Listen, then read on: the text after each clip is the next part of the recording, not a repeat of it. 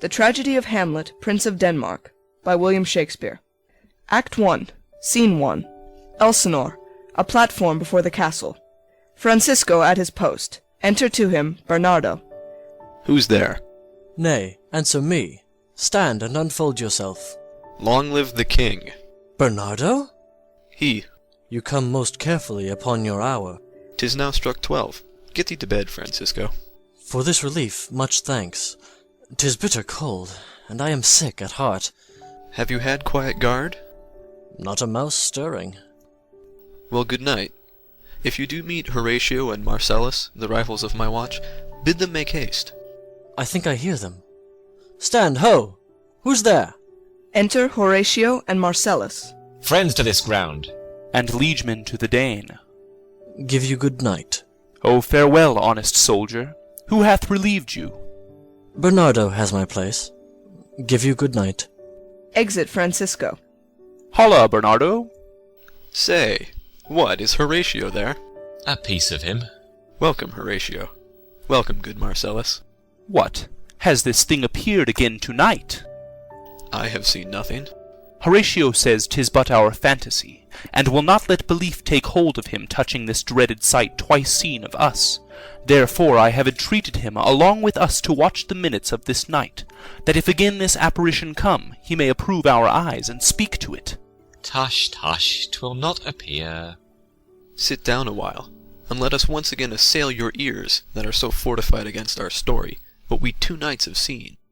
Well, sit we down, and let us hear Bernardo speak of this.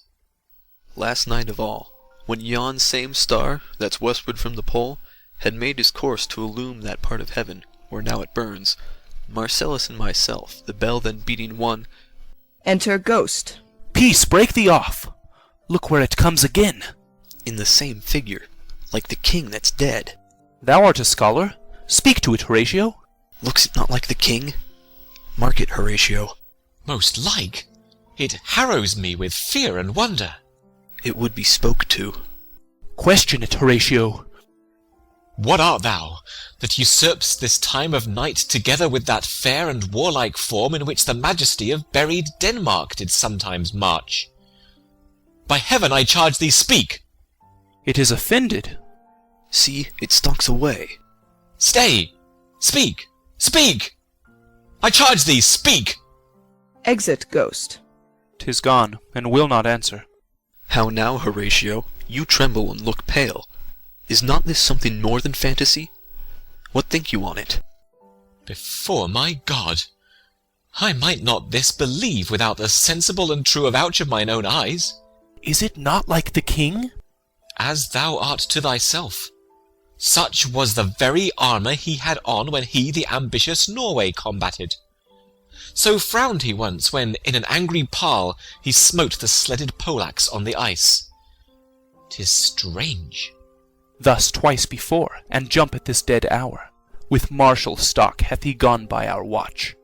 In what particular thought to work I know not, but in the gross and scope of my opinion, this bodes some strange eruption to our state. Good now, sit down and tell me, he that knows, why this same strict and most observant watch so nightly toils the subject of the land, and why such daily cast of brazen cannon, and foreign mart for implements of war, why such impressive shipwrights, whose sore task does not divide the Sunday from the week? What might be toward, that this sweaty haste doth make the night joint labourer with the day? Who is it that can inform me? That can I. At least, the whisper goes so.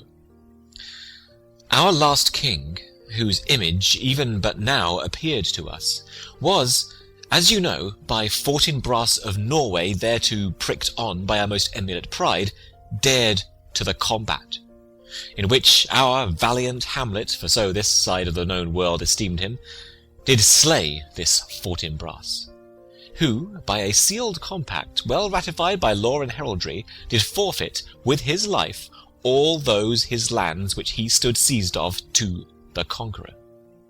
Against the which a moiety competent was gauged by our king, which had returned to the inheritance of Fortinbras had he been vanquisher, as, by the same covenant and carriage of the article designed, his fell to Hamlet. Now, sir, young Fortinbras, of unimproved metal hot and full, have, in the skirts of Norway, here and there sharked up a list of lawless resolutes, for food and diet to some enterprise that has a stomach in it, which is no other, as it doth well appear under our state, but to recover of us, by strong hand and terms compulsatory, those foresaid lands so by his father lost. And this, I take it, is the main motive of our preparations, the source of this our watch, and the chief head of this post-haste and roamage in the land. I think it be no other, but e'en so. Well may it sort that this portentous figure comes armed through our watch, so like the king that was and is the question of these wars. A mote it is to trouble the mind's eye. In the most high and palmy state of Rome, a little ere the mightiest Julius fell, the graves stood tenantless, and the sheeted dead did squeak and gibber in the Roman streets. As stars with trains of fire and dews of blood, disasters in the sun, and the moist star upon whose influence Neptune's empire stands was sick almost to doomsday with eclipse, and even the like precurse of fierce events, as harbingers preceding still the fates and prologue to the omen coming on, have heaven and earth together demonstrated unto our climatures and countrymen. But soft, behold! Lo, where it comes again! Re-enter Ghost. I'll cross it, though it blast me. Stay, illusion! If thou hast any sound or use of voice, speak to me. If there be any good thing to be done that may to thee do ease and grace to me, speak to me. Cock crows. If thou art privy to thy country's fate, which happily foreknowing may avoid, oh, speak.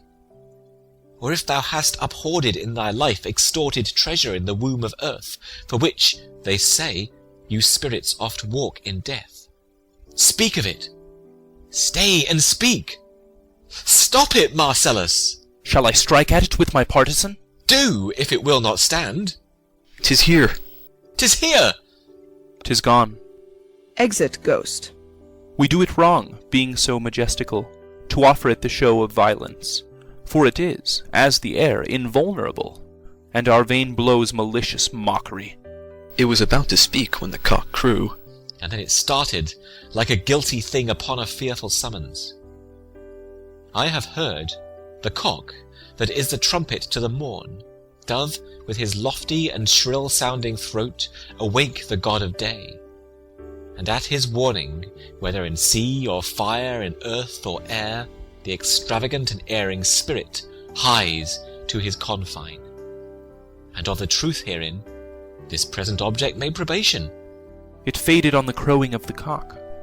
Some say that ever 'gainst that season comes wherein our Saviour's birth is celebrated, the bird of dawning singeth all night long, and then, they say, no spirit dare stir abroad. The nights are wholesome. Then no planet strike, no fairy takes, nor witch hath power to charm. So hallowed and so gracious is that time. So I have heard, and do in part believe it. But look, the morn, in russet mantle clad, walks o'er the dew of yon high eastward hill. Break we our watch up, and by my advice, let us impart what we have seen tonight unto young Hamlet.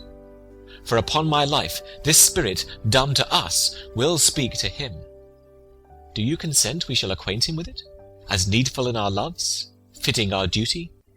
Let's do it, I pray, and I this morning know where we shall find him most conveniently. Exeunt. Scene 2. A room of state in the castle. Enter King Claudius, Queen Gertrude, Hamlet, Polonius, Laertes, Voltimand, Cornelius, lords, and attendants. Though yet of Hamlet our dear brother's death the memory be green, and that it us be fitted to bear our hearts in grief, and our whole kingdom to be contracted in one brow of woe, yet so far hath discretion fought with nature, that we with wisest sorrow think on him, together with remembrance of ourselves. Therefore our sometime sister, now our queen, the imperial jointress to this warlike state, have we, as 'twere with a defeated joy, with an auspicious and a dropping eye, with mirth and funeral and with dirge and marriage, in equal scale, weighing delight and dole, taken to wife. Nor have we herein barred your better wisdoms, which have freely gone with this affair along. For all, our thanks. Now follows that you know young Fortinbras, holding a weak supposal of our worth, or thinking by our late dear brother's death our state to be disjoint and out of frame, colleagued with the dream of his advantage, he hath not failed to pester us with message, importing the surrender of those lands lost by his father, with all bonds of law, to our most valiant brother. So much for him. Now for ourself, and for this time of meeting, this much the business is. We have here writ to Norway, uncle of young Fortinbras, who, impotent and bedrid, scarcely hears of this his nephew's purpose, to suppress his further gate herein, in that the levies, the lists and full proportions are all made out of his subject, and we here dispatch you, good Cornelius, and you, Voltimand, for bearers of this greeting to old Norway, giving to you no further personal power to business with the king, more than the scope of these delated articles allow. Farewell, and let your haste command your duty. In that and all things we show our duty. We doubt it nothing. Heartily farewell. Exeunt Voltimand and Cornelius. And now, Laertes, what's the news with you? You told us of some suit. What is't, Laertes? You cannot speak of reason to the Dane and loose your voice. What wouldst thou beg, Laertes? That shall not be my offer, not thy asking. The head is not more native to the heart, the hand more instrumental to the mouth, than is the throne of Denmark to thy father. What wouldst thou have, Laertes? Your leave and favour to return to France, from whence, though willingly I came to Denmark, to show my duty in your coronation, yet now I must confess, that duty done, my thoughts and wishes bend again toward France, and bow them to your gracious leave and pardon. Have you your father's leave? What says Polonius? He hath, my lord, wrung from me my slow leave by laboursome petition, and at last upon his will I sealed my hard consent. I do beseech you give him leave to go. Take thy fair hour, Laertes, time be thine, and thy best graces spended at thy will. But now, my cousin Hamlet, and my son. Aside. A little more than kin and less than kind. How is it that the clouds still hang on you? Not so, my lord. I am too much i' the sun. Good Hamlet, cast thy nighted colour off, and let thine eye look like a friend on Denmark. Do not forever with thy veiled lids seek for thy noble father in the dust. Thou knowest 'tis common. All that lives must die, passing through nature to eternity. Ay, madam, it is common. If it be, why seems it so particular with thee? Seems, madam. Nay, it is. I know not seems.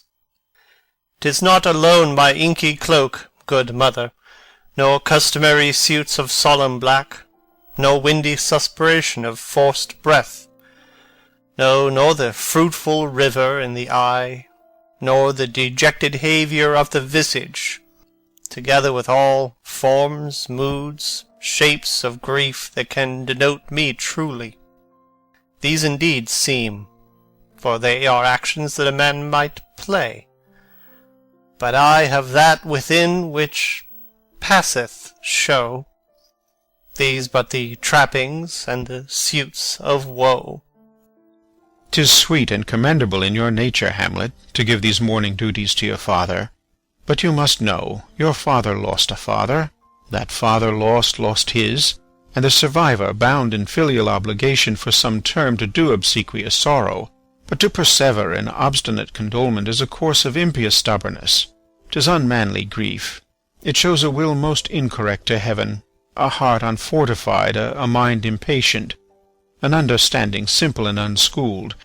For what we know must be, and is as common as any the most vulgar thing to sense, Why should we in our peevish opposition take it to heart? Fie! 'Tis a fault to heaven, a fault against the dead, a fault to nature, to reason most absurd, whose common theme is death of fathers, and who still hath cried from the first course till he that died to-day, this must be so. We pray you, throw to earth this unprevailing woe, and think of us as of a father. For let the world take note, you are the most immediate to our throne, and with no less nobility of love than that which dearest father bears his son do I impart toward you. For your intent in going back to school in Wittenberg, it is most retrograde to our desire, and we beseech you, bend you to remain here, in the cheer and comfort of our eye, our chiefest courtier, cousin, and our son. Let not thy mother lose her prayers, Hamlet. I pray thee, stay with us. Go not to Wittenberg. I shall in all my best obey you, madam. Why, 'tis a loving and a fair reply. Be as ourself in Denmark. Madam, come. This gentle and unforced accord of Hamlet sits smiling to my heart, in grace whereof no jocund health that Denmark drinks to-day, but the great cannon to the clouds shall tell, and the kings rouse the heavens all bruit again, re-speaking earthly thunder. Come, away. Exeunt all but Hamlet. Oh, that this too solid flesh would melt, thaw, and resolve itself into a dew! Or that the everlasting had not fixed his cannon 'gainst self-slaughter. Oh, God, God! How weary, stale, flat, and unprofitable seem to me all the uses of this world. Fie! On't. Oh, fie! 'Tis an unweeded garden that grows to seed. Things rank and gross in nature possess it merely. That it should come to this. But 2 months dead. Nay, not so much, not 2. So excellent a king that was to this, Hyperion to a satyr. So loving to my mother, that he might not beteem the winds of heaven visit her face too roughly. Oh, heaven and earth must I remember. Why, she would hang on him as if increase of appetite had grown by what it fed on, and yet within a month? Let me not think on't. Frailty, thy name is woman. A little month, or ere those shoes were old with which she followed my poor father's body like Niobe, all tears. Why, even she, oh God! A beast that wants discourse of reason would have mourned longer. Married with my uncle, my father's brother, but no more like my father than I to Hercules. Within a month, ere yet the salt of most unrighteous tears had left the flushing in her galled eye, she married. Oh, most wicked speed, to post with such dexterity to incestuous sheets! It is not, nor it cannot come to good. But break my heart, for I must hold my tongue. Enter Horatio, Marcellus, and Bernardo. Hail to your lordship! I am glad to see you well. Horatio, or I do forget myself. The same, my lord, and your poor servant ever. Sir, my good friend, I'll change that name with you. And what make you from Wittenberg, Horatio? Marcellus? My good lord. I am very glad to see you. Good even, sir. But what, in faith, make you from Wittenberg? A truant disposition, good my lord. I would not hear your enemy say so, nor shall you do mine ear that violence. to make a truster of your own report against yourself. I know you are no truant. But what is your affair in Elsinore? We'll, teach you to drink deep ere you depart. My lord, I came to see your father's funeral. I pray thee do not mock me, fellow student. I think it was to see my mother's wedding. Indeed, my lord, it followed hard upon. Thrift! Thrift, Horatio. The funeral baked meats did coldly furnish forth the marriage tables. Would I had met my dearest foe in heaven, or ere I'd seen that day, Horatio. My father. Methinks I see my father. Where, my lord? In my mind's eye, Horatio. I saw him once. He was a goodly king. He was a man. Take him for all in all. I shall not look upon his like again. My lord, I think I saw him yesternight. Saw who? My lord, the king your father. The king my father. Season your admiration for a while with an attent ear, till I may deliver, upon the witness of these gentlemen, this marvel to you. For God's love, let me hear. 2 nights together had these gentlemen, Marcellus and Bernardo, on their watch in the dead vast and middle of the night, been thus encountered. A figure, like your father, armed at point exactly cap a pay, appears before them, and with solemn march goes slow and stately by them. Thrice he walked by their oppressed and fear-surprised eyes within his truncheon's length, whilst they, distilled almost to jelly with the act of fear, stand dumb and speak not to him. This, to me, in dreadful secrecy impart they did, and I, with them, the 3rd night kept the watch, where, as they had delivered, both in time, form of the thing, each word made true and good, the apparition comes. I knew your father. These hands are not more like. But where was this?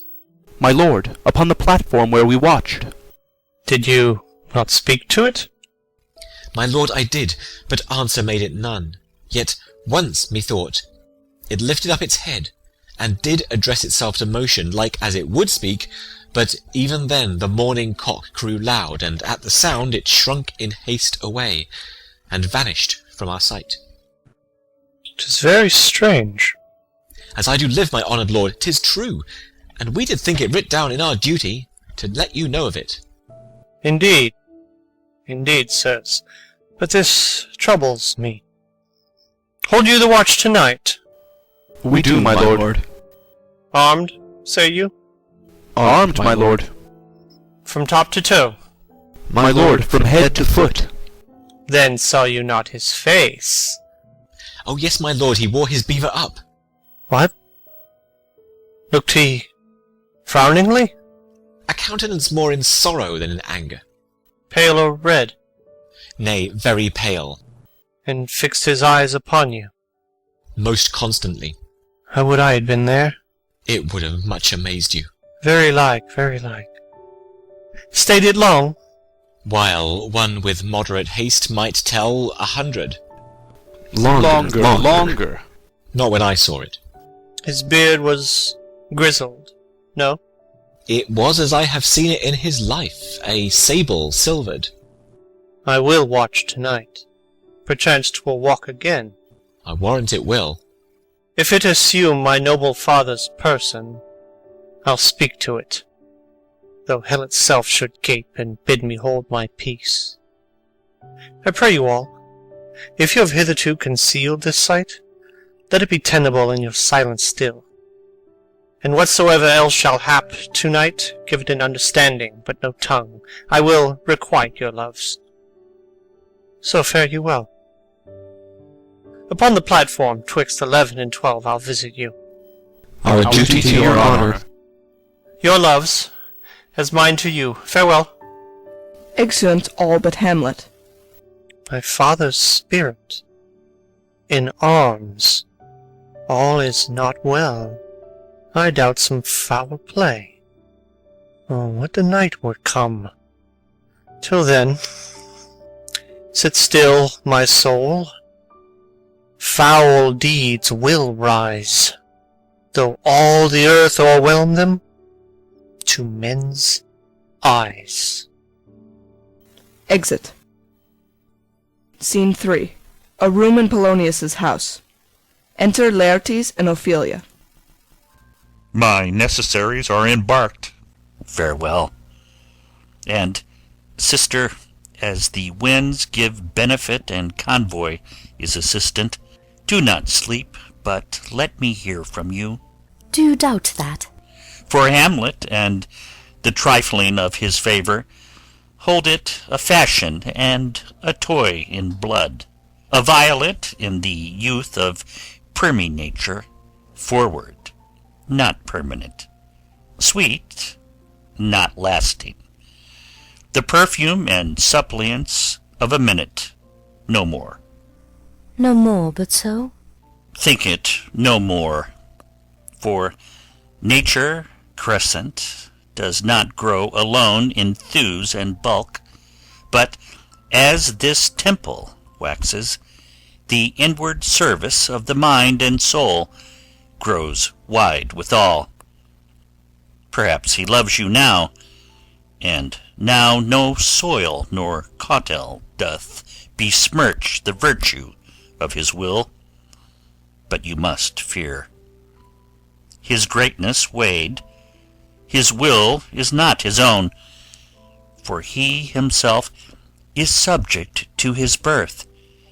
He may not, as unvalued persons do, carve for himself, for on his choice depends the safety and health of this whole state, and therefore must his choice be circumscribed unto the voice and yielding of that body whereof he is the head. Then, if he says he loves you, it fits your wisdom so far to believe it, as he in his particular act and place may give his saying deed, which is no further than the main voice of Denmark goes with all. Then weigh what loss your honour may sustain, if with too credent ear you list his songs, or lose your heart, or your chaste treasure open to his unmastered importunity. Fear it, Ophelia, fear it, my dear sister, and keep you in the rear of your affection, out of the shot and danger of desire. The chariest maid is prodigal enough, if she unmask her beauty to the moon. Virtue itself scapes not calumnious strokes. The canker galls the infants of the spring, too oft before their buttons be disclosed, and in the morn and liquid dew of youth contagious blasphements are most imminent. Be wary, then. Best safety lies in fear. Youth to itself rebels, though none else near. I shall the effect of this good lesson keep as watchman to my heart. But, good my brother, do not, as some ungracious pastors do, show me the steep and thorny way to heaven, whilst, like a puffed and reckless libertine, himself the primrose path of dalliance treads, and recks not his own reed. Oh, fear me not. I stay too long. But here my father comes. Enter Polonius. A double blessing is a double grace. Occasion smiles upon a second leave. Yet here, Laertes? Aboard for shame! The wind sits in the shoulder of your sail, and you are stayed for. There, my blessing with thee, and these few precepts in thy memory. Look thou character, give thy thoughts no tongue, nor any unproportioned thought his act. Be thou familiar, but by no means vulgar. Those friends thou hast, and their adoption tried, grapple them unto thy soul with hoops of steel, but do not dull thy palm with entertainment of each new-hatched unfledged comrade. Beware of entrance to a quarrel, but being in, bear that the opposed may beware of thee. Give every man thine ear, but few thy voice. Take each man's censure, but reserve thy judgment. Costly thy habit as thy purse can buy, but not expressed in fancy, rich, not gaudy. For the apparel oft proclaims the man, and they in France of the best rank and station are most select and generous, chief in that. Neither a borrower nor a lender be, for loan oft loses both itself and friend, and borrowing dulls the edge of husbandry. This above all, to thine own self be true, and it must follow as the night the day, thou canst not then be false to any man. Farewell. My blessing season this in thee. Most humbly do I take my leave, my lord. The time invites you. Go, your servants tend. Farewell, Ophelia, and remember well what I have said to you. 'Tis in my memory locked, and you yourself shall keep the key of it. Farewell. Exit Laertes. What is't, Ophelia, he hath said to you? So please you, something touching the Lord Hamlet. Marry, well bethought. 'Tis told me he hath very oft of late given private time to you, and you yourself have of your audience been most free and bounteous. If it be so, as so 'tis put to me, and that in way of caution, I must tell you, you do not understand yourself so clearly as it behoves my daughter and your honour. What is between you? Give me up the truth. He hath, my lord, of late made many tenders of his affection to me. Affection? Pooh! You speak like a green girl, unsifted in such perilous circumstance. Do you believe his tenders, as you call them? I do not know, my lord, what I should think. Marry, I will teach you. Think yourself a baby that you tend these tenders for true pay, which are not sterling. Tender yourself more dearly, or, not to crack the wind of the poor phrase running it thus, you'll tender me a fool. My lord, he hath importuned me with love in honourable fashion. Ay, fashion you may call it. Go to, go to. And hath given countenance to his speech, my lord, with almost all the holy vows of heaven. Ay, springs to catch woodcocks. I do know when the blood burns how prodigal the soul lends the tongue vows. These blazes, daughter, giving more light than heat, extinct in both, even in their promise as it is a-making, you must not take for fire. From this time be somewhat scanter of your maiden presence. Set your entreatments at a higher rate than a command to parley. For Lord Hamlet, believe so much in him, that he is young, and with a larger tether may he walk than may be given you. In few, Ophelia, do not believe his vows, for they are brokers not of that dye which their investments show, but mere implorators of unholy suits, breathing like sanctified and pious bawds, the better to beguile. This is for all. I would not, in plain terms, from this time forth, have you so slander any moment leisure as to give words or talk with the Lord Hamlet. Look to it, I charge you. Come your ways. I shall obey, my lord. Exeunt. Scene 4. The platform. Enter Hamlet, Horatio, and Marcellus. The air bites shrewdly. It is very cold. It is a nipping and an eager air. What hour now? I think it lacks of 12. No, it is struck. Indeed? I heard it not. Then it draws near the season wherein this spirit held his wont to walk. A flourish of trumpets and ordnance shot off within. What does this mean, my lord? The king doth wake to-night, and takes his rouse. keeps wassail, and the swaggering upspring reels. And as he drains his draughts of Rhenish down, the kettle drum and trumpet thus bray out the triumph of his pledge. Is it a custom? Ay, marry, is't. But to my mind, though I am native here, and to the manner born, it is a custom more honoured in the breach than the observance. This heavy-headed revel east and west makes us traduced and taxed of other nations. They cleap us drunkards, and with swinish phrase soil our addition. And indeed, it takes from our achievements, though performed at height, the pith and marrow of our attribute.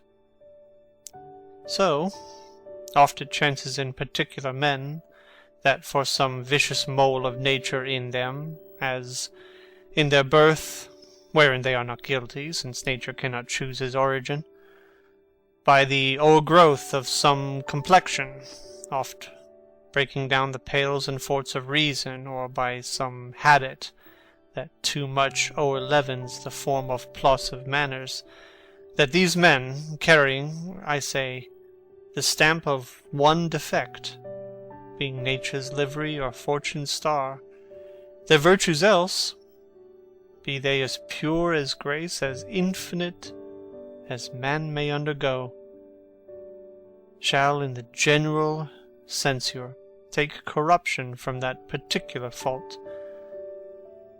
The dram of eel doth all the noble substance of a doubt to his own scandal.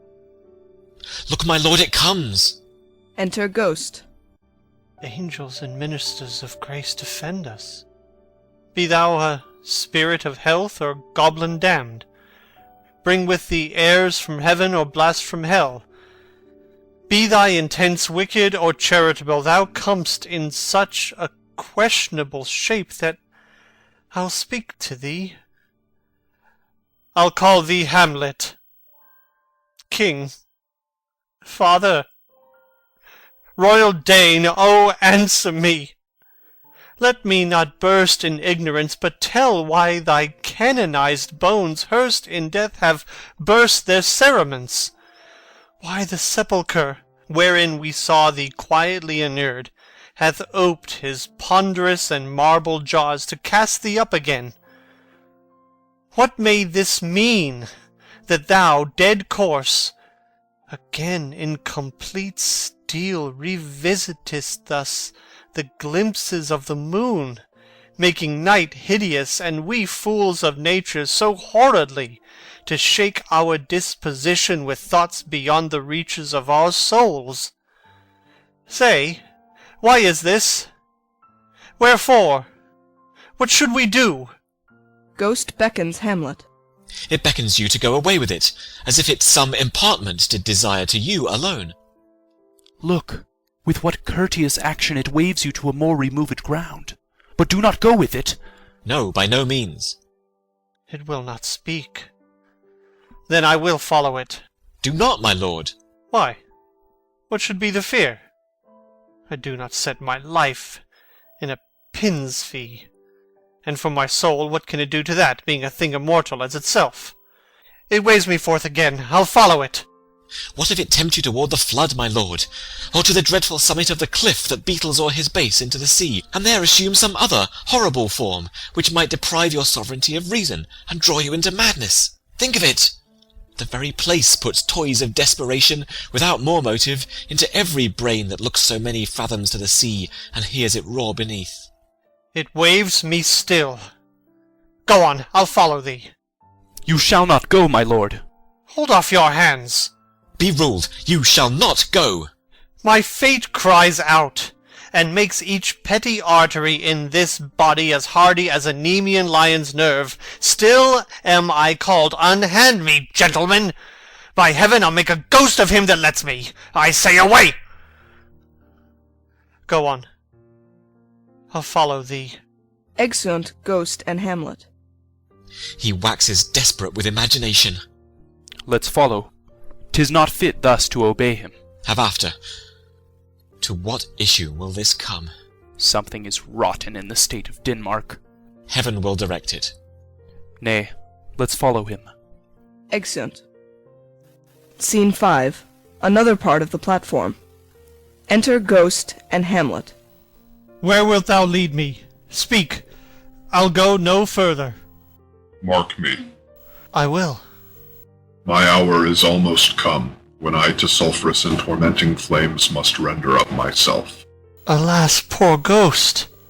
Pity me not, but lend thy serious hearing to what I shall unfold. Speak. I am bound to hear. So art thou to revenge when thou shalt hear. What? I am thy father's spirit, doomed for a certain term to walk the night, and for the day confined to waste and fires, so the foul crimes done in my days of nature are burnt and purged away. But that I am forbid to tell the secrets of my prison house, I could a tale unfold whose lightest word would harrow up thy soul, freeze thy young blood, make thy two eyes like stars start from their spheres, thy knotted and combined locks depart, and each particular hair to stand on end like quills upon the fretful porcupine. But this eternal blazon must not be to ears of flesh and blood. List, list, oh list, if thou didst ever thy dear father love. Oh God! Revenge his foul and most unnatural murder. Murder. Murder most foul as in the best it is, but this most foul, strange, and unnatural.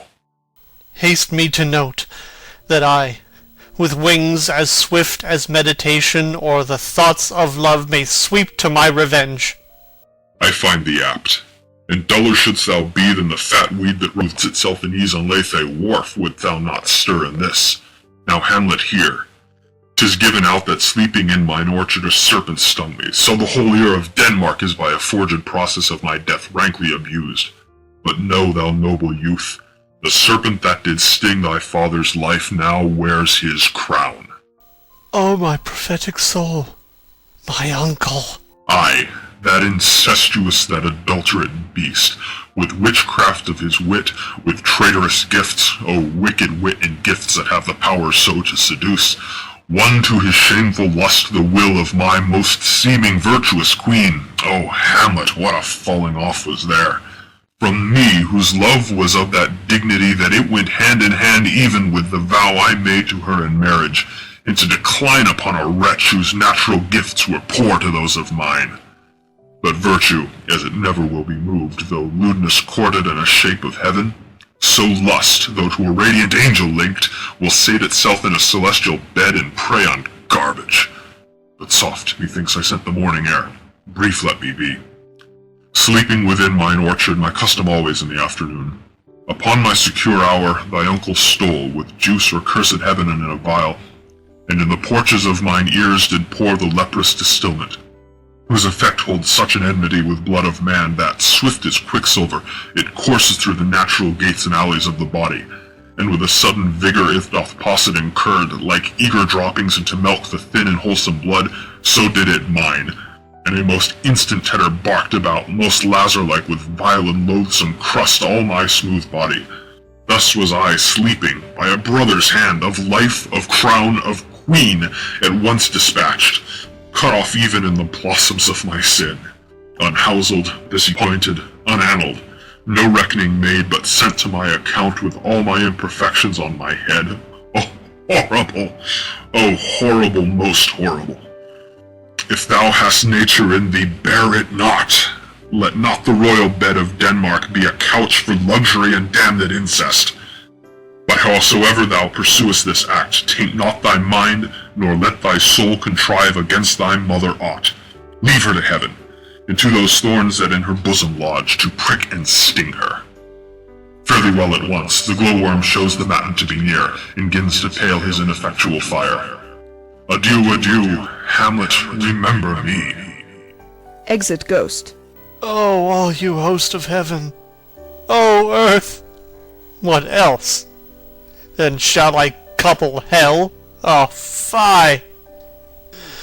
Hold my heart, and you, my sinews, grow not instant old, but bear me stiffly up. Remember thee. Ay, thou poor ghost, while memory holds a seat in this distracted globe, remember thee! Yea, from the table of my memory I'll wipe away all trivial fond records, all saws of books, all forms, all pressures past that youth and observation copied there, and thy commandment all alone shall live within the book and volume of my brain, unmixed with baser matter. Yes, by heaven! O most pernicious woman! O villain, villain, smiling, damned villain! My table's meat, it is, I set it down, that one may smile and be a villain. At least I am sure it may be so in Denmark. Writing.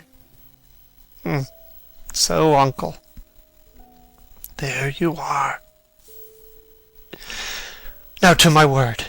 It is adieu, adieu, remember me. I have sworn. Within. My lord, my lord! Lord Hamlet! Heaven secure him! So be it. Within. Hello! Ho, ho, ho, my lord! Hillo, ho, ho, boy! Come, bird, come! Enter Horatio and Marcellus. How is it, my noble lord? What news, my lord? Oh, wonderful! Good my lord, tell it! No, you'll reveal it. Not I, my lord, by heaven! Nor I, my lord. How say you, then? Would heart of man once think it? But you'll be secret? Aye, by heaven, my lord!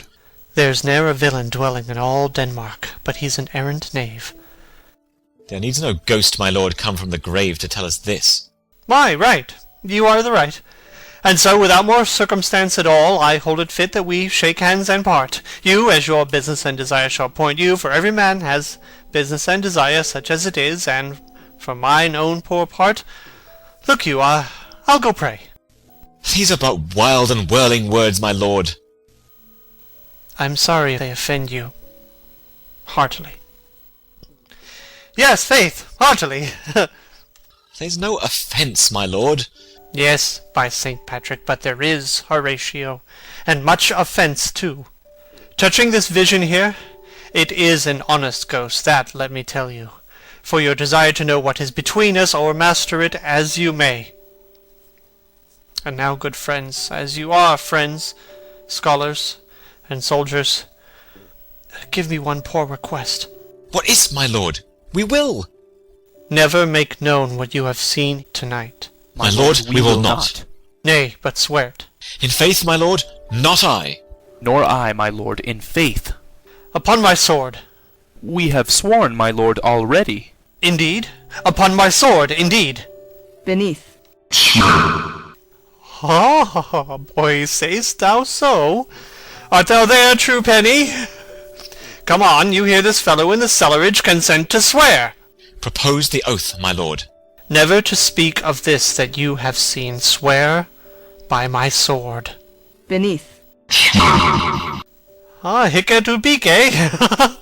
Then we'll shift our ground. Come hither, gentlemen, and lay your hands again upon my sword. Never to speak of this that you have heard. Swear by my sword.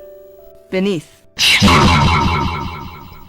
Well said, old mole.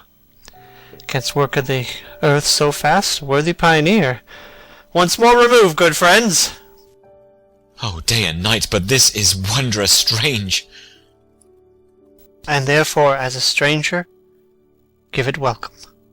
There are more things in heaven and earth, Horatio, than are dreamt of in your philosophy.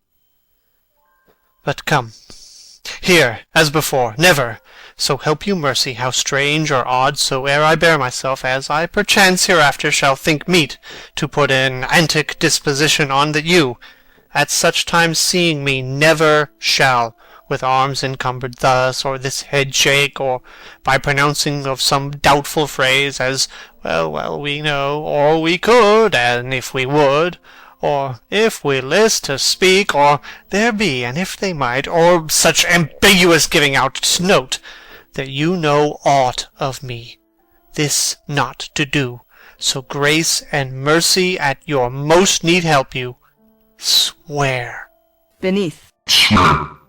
Rest, rest, perturbed spirit. They swear. So, gentlemen, with all my love I do commend me to you.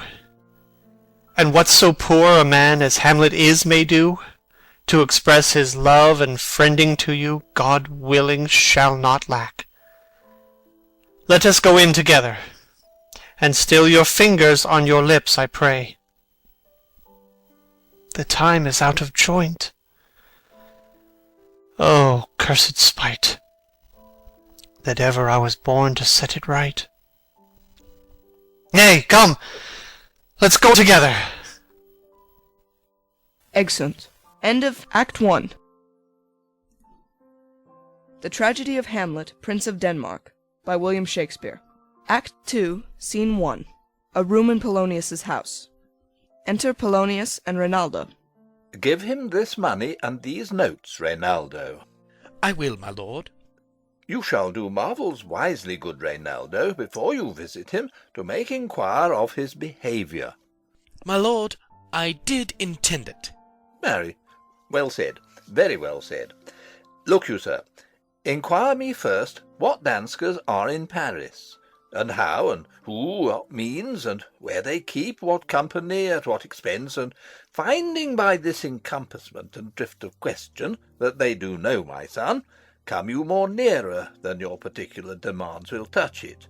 Take you, as 'twere, some distant knowledge of him, as thus: I know his father and his friends, and in part him. Do you mark this, Reynaldo? Aye, very well, my lord.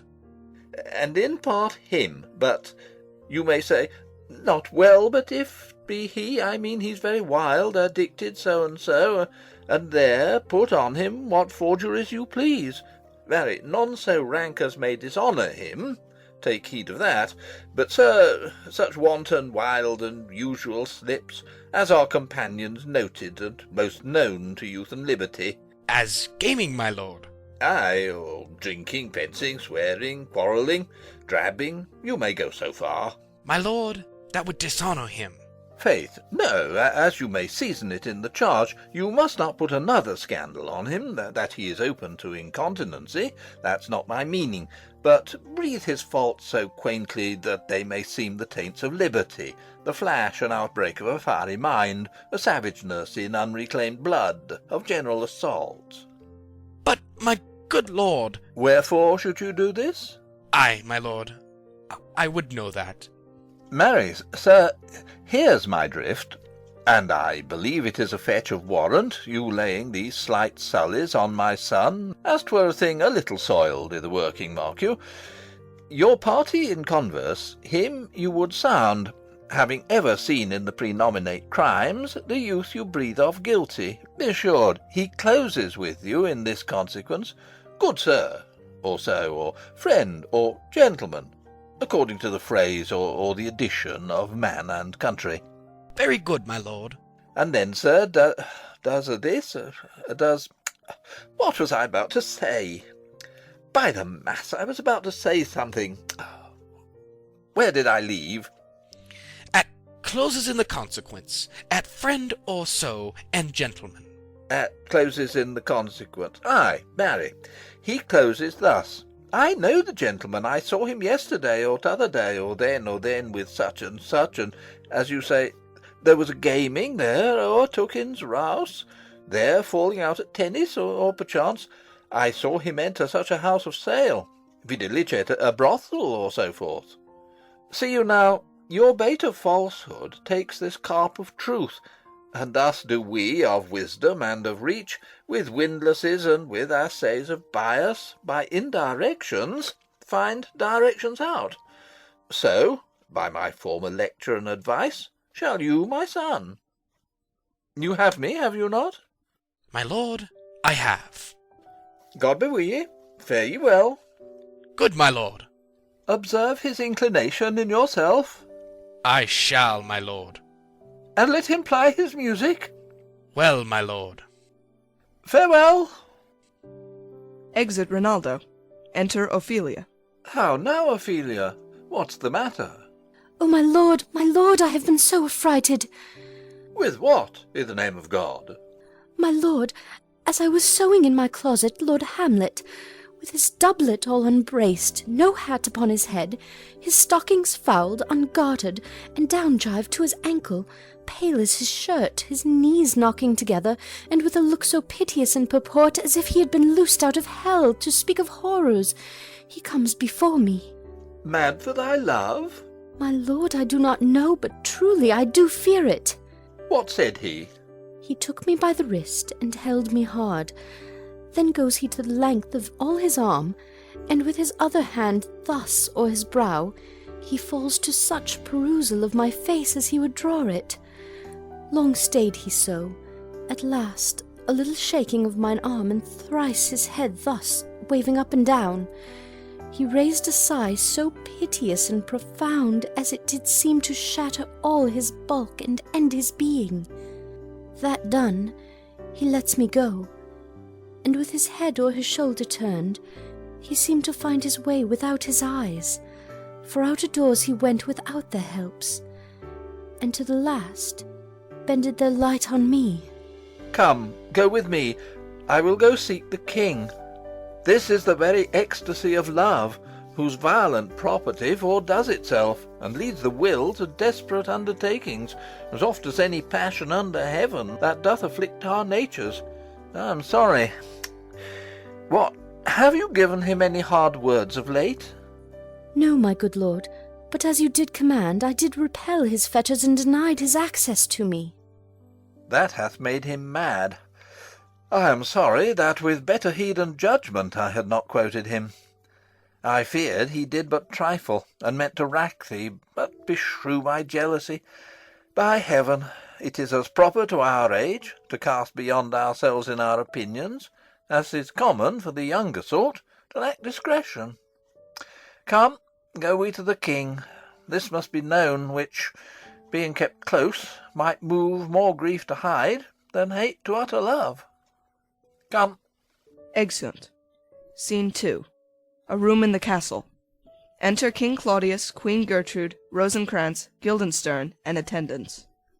Welcome, dear Rosencrantz and Guildenstern. Moreover, that we much did long to see you, the need we have to use you did provoke our hasty sending. Something have you heard of Hamlet's transformation, so call it? Sith nor the exterior nor the inward man resembles that it was. What it should be, more than his father's death, that thus hath put him so much from the understanding of himself, I cannot dream of. I entreat you both, that being of so young days brought up with him, and sith so neighboured to his youth and haviour, that you vouchsafe your rest here in our court some little time, so by your companies to draw him on to pleasures, and to gather, so much as from occasion you may glean, whether aught, to us unknown, afflicts him thus, that opened lies within our remedy. Good gentlemen, he hath much talked of you, and sure I am 2 men there are not living to whom he more adheres. If it will please you to show us so much gentry and goodwill as to expend your time with us a while, for the supply and profit of our hope, your visitation shall receive such thanks as befits a king's remembrance. Both your majesties might, by the sovereign power you have of us, put your dread pleasures more into command than to entreaty. We both obey, and here give up ourselves in the full bent to lay our service freely at your feet, to be commanded. Thanks, Rosencrantz, and gentle Guildenstern.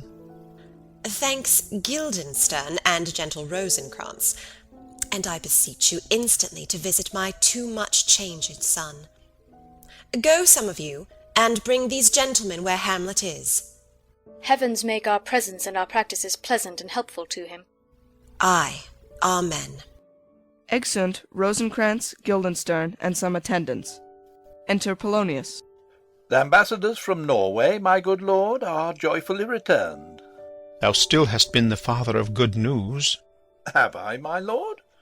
Assure you, my good liege, I hold my duty as I hold my soul, both to my God and to my gracious king. And I do think, or else this brain of mine hunts not the trail of policy so sure as it hath used to do, that I have found the very cause of Hamlet's lunacy. Oh, speak of that. That do I long to hear. Give first admittance to the ambassadors. My news shall be the fruit to that great feast. Thyself do grace to them, and bring them in. Exit Polonius. He tells me, my dear Gertrude, he hath found the head and source of all your son's distemper. I doubt it is no other but the main, his father's death, and our o'er hasty marriage. Well, we shall sift him. Re-enter Polonius, with Voltimand and Cornelius. Welcome, my good friends. Say, Voltimand, what from our brother Norway? Most fair return of greetings and desires.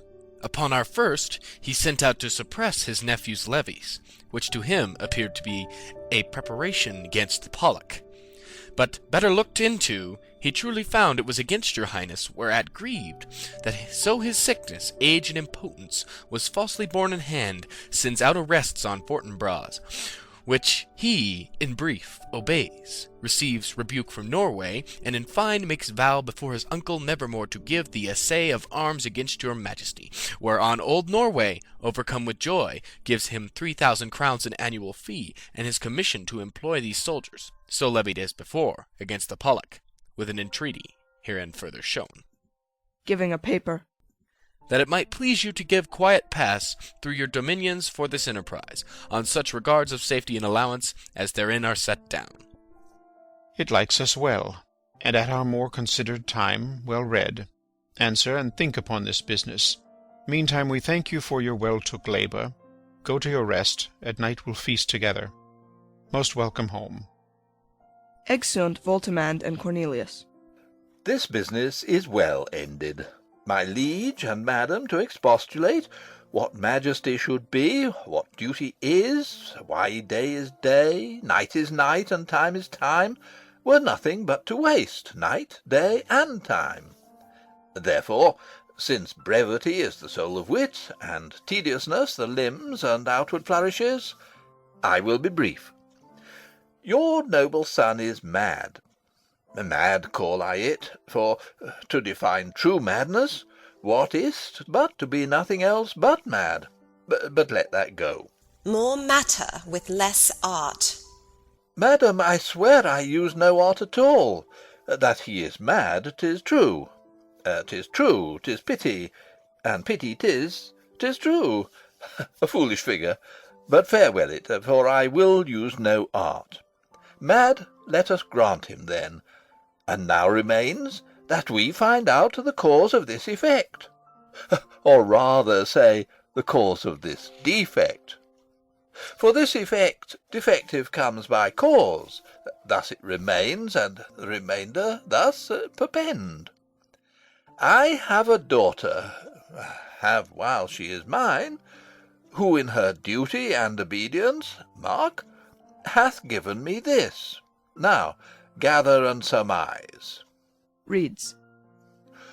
To the celestial and my soul's idol, the most beautified Ophelia. That's an ill phrase, a vile phrase. Beautified is a vile phrase, but you shall hear. Thus. Reads. In her excellent white bosom, these, etc. Came this from Hamlet to her? Good madam, stay a while, I will be faithful. Reads. Doubt thou the stars are fire? Doubt that the sun doth move? Doubt truth to be a liar? But never doubt I love. O dear Ophelia, I am ill at these numbers. I have not art to reckon my groans, but that I love thee best. O most best, believe it, adieu. Thine evermore, most dear lady, while this machine is to him Hamlet. This in obedience hath my daughter shown me, and more above hath his solicitings, as they fell out by time, by means, and place, all given to mine ear. But how hath she received his love? What do you think of me? As of a man faithful and honourable? I would fain prove so.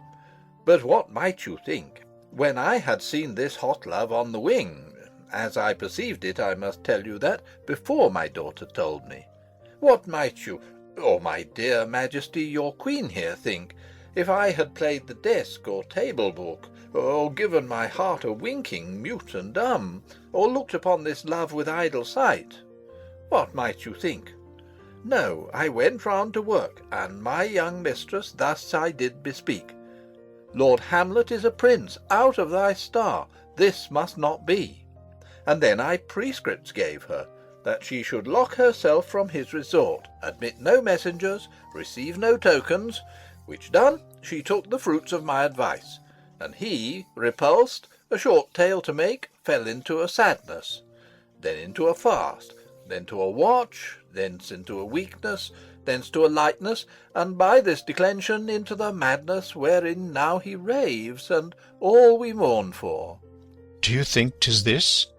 It may be. Very likely. Hath there been such a time, I would fain know that I have positively said 'tis so, when it proved otherwise? Not that I know. Pointing to his head and shoulder. Take this from this, if this be otherwise. If circumstances lead me, I will find where truth is hid, though it were hid indeed within the centre. How may we try it further? You know sometimes he walks for hours together here in the lobby. So he does indeed. At such a time I'll loose my daughter to him. Be you and I behind an arras then. Mark the encounter. If he love her not, and he not from his reason fallen thereon, let me be no assistant for a state, but keep a farm and cotters. We will try it. But look, where sadly the poor wretch comes reading. Away, I do beseech you both away. I'll board him presently. Oh, give me leave. Exeunt King Claudius, Queen Gertrude, and attendants. Enter Hamlet, reading. How does my good Lord Hamlet? Well, God a mercy. Do you know me, my lord? Excellent well. You are a fishmonger. Not I, my lord. Then I would you were so honest a man. Honest, my lord? Aye, sir. To be honest, as this world goes, is to be one man picked out of 10,000. That's very true, my lord. For if the sun breed maggots in a dead dog, being a god-kissing carrion, have you a daughter? I have, my lord. Let her not walk in the sun. Conception is a blessing, but not as your daughter may conceive. Friend, look to't. Aside. How say you by that? Still harping on my daughter. Yet he knew me not at first. He said I was a fishmonger. He is far gone, far gone. And truly in my youth I suffered much extremity for love. Very near this. I'll speak to him again. What do you read, my lord? Words. What is the matter, my lord? Between who? I mean the matter that you read, my lord. Slanders, sir. For the satirical rogue says here that old men have grey beards, that their faces are wrinkled, their eyes purging thick amber and plum-tree gum, and that they have a plentiful lack of wit, together with most weak hams, all which, sir, though I most powerfully and potently believe, yet I hold it not honesty to have it thus set down, for yourself, sir, should be as old as I am, if like a crab you could go backward. Though this be madness, yet there's a method in it.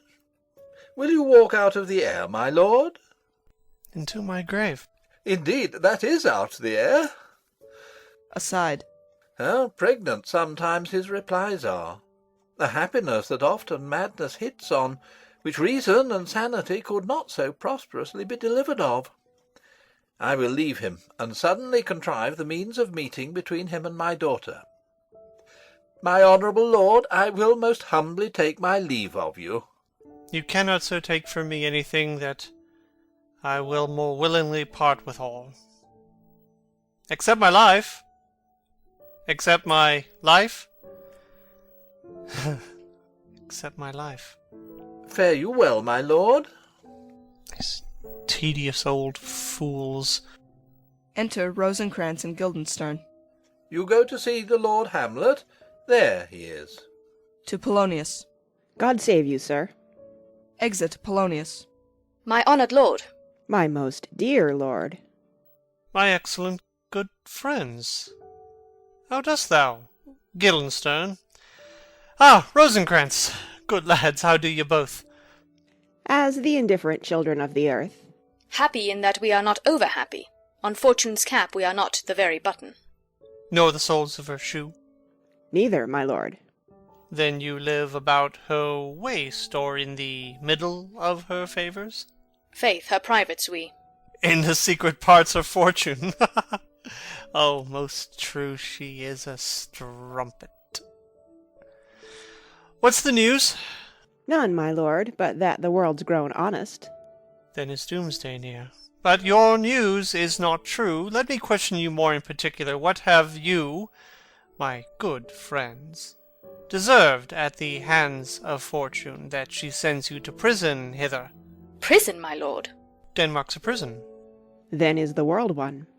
A goodly one, in which there are many confines, wards, and dungeons, Denmark being one of the worst.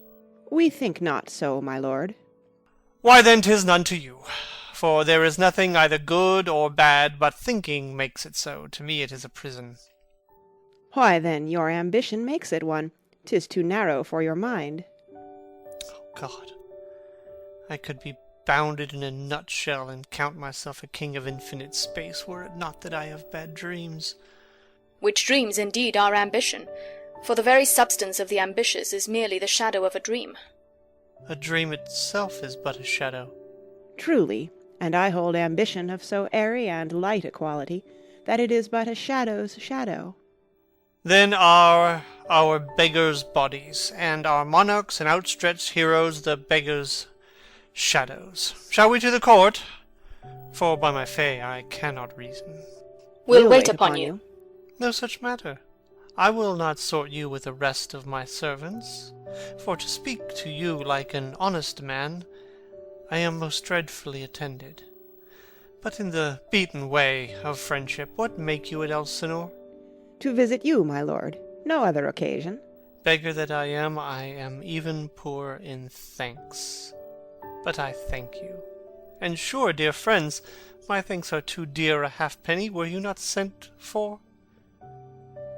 Is it your own inclining? Is it a free visitation? Come, deal justly with me. Come, nay, speak. What should we say, my lord? Why, anything but to the purpose. You were sent for.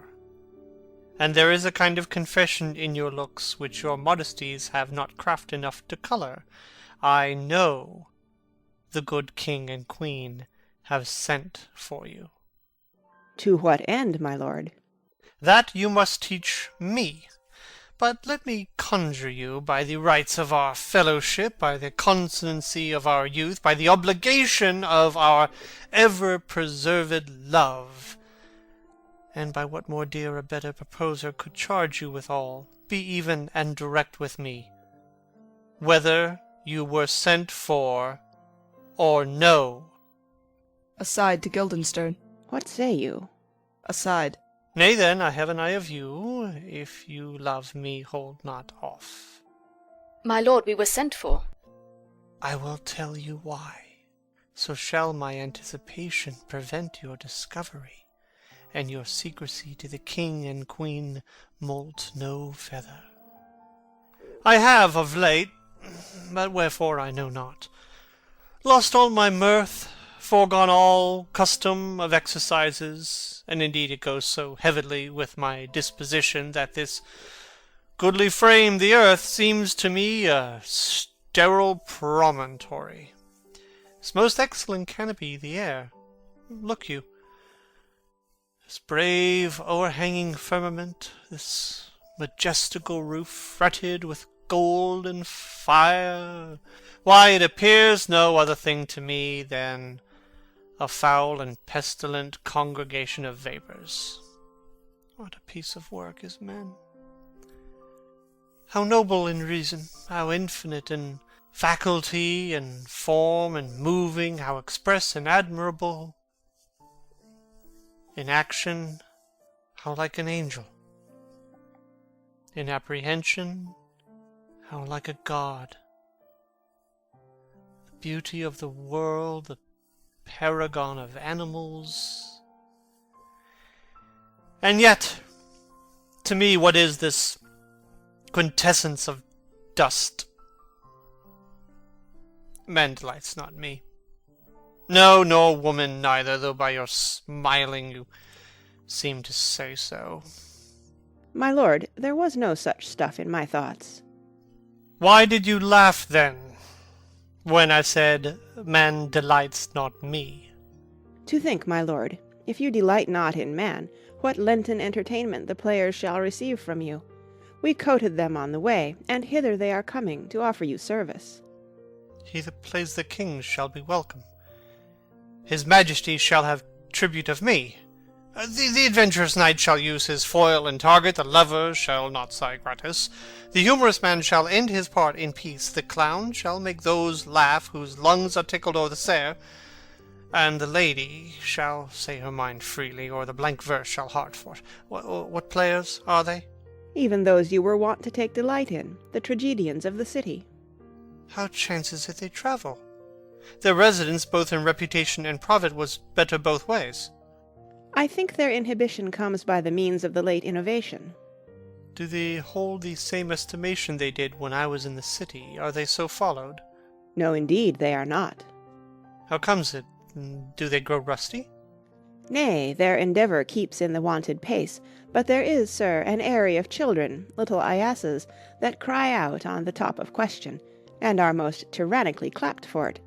These are now the fashion, and so berettle the common stages, so they call them, that many wearing rapiers are afraid of goose-quills, and dare scarce come thither.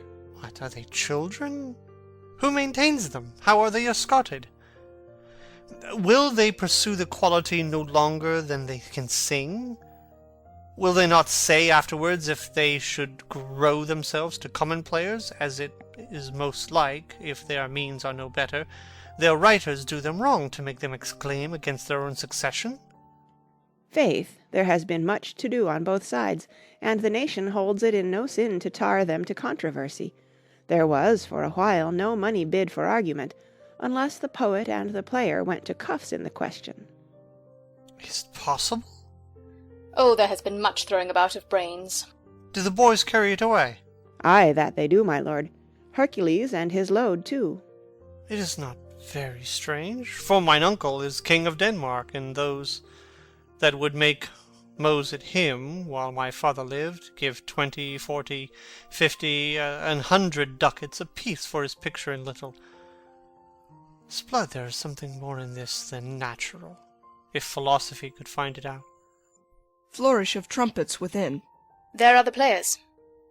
Gentlemen, you are welcome to Elsinore. Your hands come, then. The appurtenance of welcome is fashion and ceremony. Let me comply with you in this garb, lest my extent to the players, which I tell you must show fairly outward, should appear more like entertainment than yours.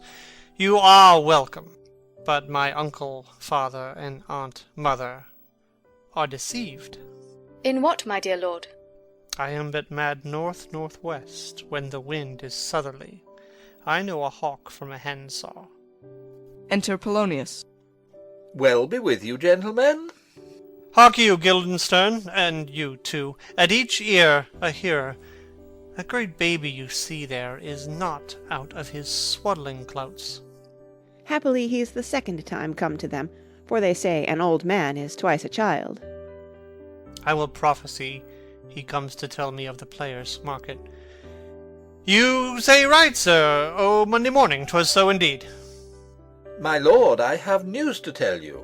My lord, I have news to tell you. When Roscius was an actor in Rome... The actors are come hither, my lord. Buzz, buzz. Upon mine honour.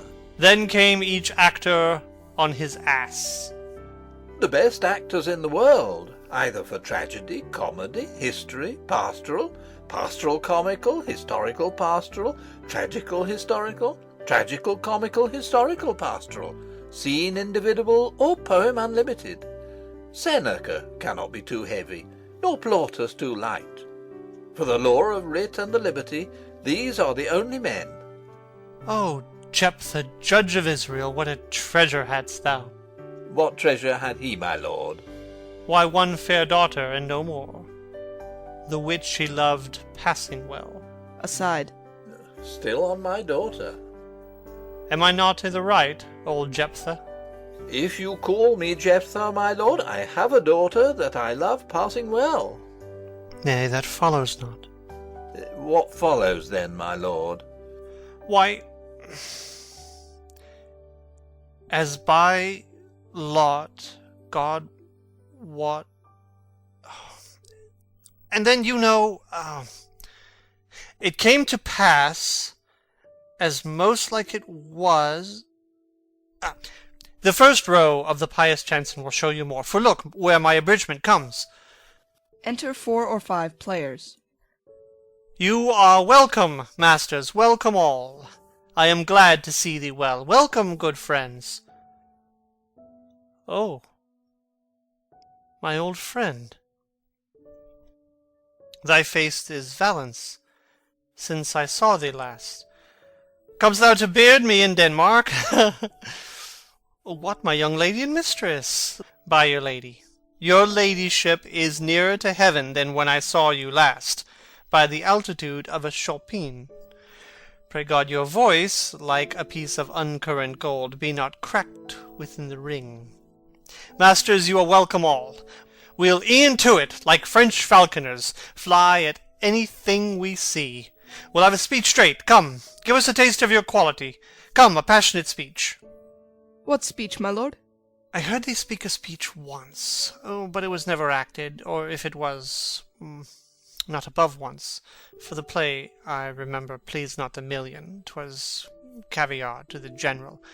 But it was, as I received it, and others whose judgment in such matters cried in the top of mine, an excellent play, well digested in scenes, set down with as much modesty as cunning. I remember one said there were no salads in the lines to make the matter savoury, nor no matter in the phrase that might indict the author of affectation, but called it an honest method, as wholesome as sweet, and by very much more handsome than fine. One speech in it I chiefly loved. 'Twas Aeneas' tale to Dido, and thereabout of it, especially where he speaks of Priam's slaughter. If it live in your memory, begin at this line. Let me see. The rugged Pyrrhus, like the Hyrcanian beast. No, it is not so. It begins with Pyrrhus. The rugged Pyrrhus, he whose sable's arms, black as his purpose, did the night resemble where he lay couched in the ominous horse, hath now this dread and black complexion smeared with heraldry more dismal, head to foot. Now is he total gulls, horridly tricked with blood of fathers, mothers, daughters, sons, baked and impasted with the parching streets, that lend a tyrannous and damned light to the Lord's murder, roasted in wrath and fire, and thus o'ersighs with coagulate gore, with eyes like carbuncles, the hellish Pyrrhus, old grandsire Priam, speaks. So proceed you. 'Fore God, my lord, well spoken, and with good accent and good discretion. Anon he finds him, striking 2 shorted Greeks, his antique sword, rebellious to his arm, lies where it falls. Repugnant to command, unequalled matched, Pyrrhus at Priam drives, in rage strikes wide, but with a whiff and wind of his fell sword the unnerved father falls. Then senseless Ilium, seeming to feel this blow, with flaming top stoops to his base, and with a hideous crash takes prisoner Pyrrhus's ear. For lo, his sword, which was declining on the milky head of reverend Priam, seemed to the air to stick. So as a painted tyrant Pyrrhus stood, and like a neutral to his will and matter did nothing. But as we often see, against some storm, a silence in the heavens, the rack stands still, the bold winds speechless, and the orb below as hush as death. Anon the dreadful thunder doth rend the region. So after Pyrrhus' pause, aroused vengeance sets him new a work. And never did the Cyclops' hammers fall on Mars' armour forged for proof etern, with less remorse than Pyrrhus' bleeding sword now falls on Priam. Out, out, thou strumpet Fortune! All you gods in general synod take away her power, break all the spokes and fellies from her wheel, and bowl the round nave down the hill of heaven as low as to the fiends. This is too long. It shall to the barbers with your beard. Prithee, say on, he's for a jig or a tale of bawdry, or he sleeps. Say on, come to Hecuba. But who, oh, who had seen the mobled queen? The mobled queen? That's good. Mobled queen is good. Run barefoot up and down, threatening the flames with bison rheum, a clout upon that head where late the diadem stood, and for a robe about her lank and all o'erteemed loins a blanket, in the alarm of fear caught up. Who this had seen, with tongue in venom steeped, 'gainst fortune's state would treason have pronounced. But if the gods themselves did see her then, when she saw Pyrrhus make malicious sport in mincing with his sword her husband's limbs, the instant burst of clamour that she made, unless things mortal moved them not at all, would have made milch the burning eyes of heaven and passion in the gods.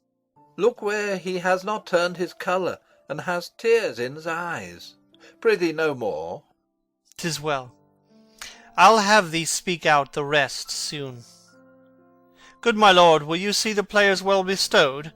Do you hear? Let them be well used, for they are the abstract and brief chronicles of the time. After your death you were better have a bad epitaph than their ill report while you live. My lord, I will use them according to their desert. God's bodkins, man, much better. Use every man after his desert, and who should scape whipping? Use them after your own honour and dignity. The less they deserve, the more merit is in your bounty. Take them in. Come, sirs. Follow him. Friends, we'll hear a play tomorrow. Exit Polonius with all players but the first. Dost thou hear me, old friend? Can you play the murder of Gonzago? Aye, my lord. We'll have tomorrow night. You could, for a need, study a speech of some 12 or 16 lines which I would set down and insert int, could you not? Aye, my lord. Very well. Follow that lord, and look you, mock him not. Exit first player. My good friends, I'll leave you till night. You are welcome to Elsinore. Good my lord. Aye, so God be with ye. Exeunt Rosencrantz and Guildenstern. Now I am alone. Oh, what a rogue and peasant slave am I! Is it not monstrous that this player here, but in a fiction, in a dream of passion, could force his soul so to his own conceit that from her working all his visage wand, tears in his eyes, distraction in his aspect, a broken voice, and his whole function suiting with forms to his conceit, and all for nothing, for Hecuba. What's Hecuba to him, or he to Hecuba, that he should weep for her? What would he do? Had he the motive and cue for passion that I have? He would drown the stage with tears, and cleave the general ear with horrid speech, make mad the guilty and appall the free, confound the ignorant, and amaze indeed the very faculties of eyes and ears. Yet I, a dull and muddy-mettled rascal, peak, like Jonah dreams, unpregnant of my cause, and can say nothing. Oh, not for a king upon whose property and most dear life a damned defeat was made.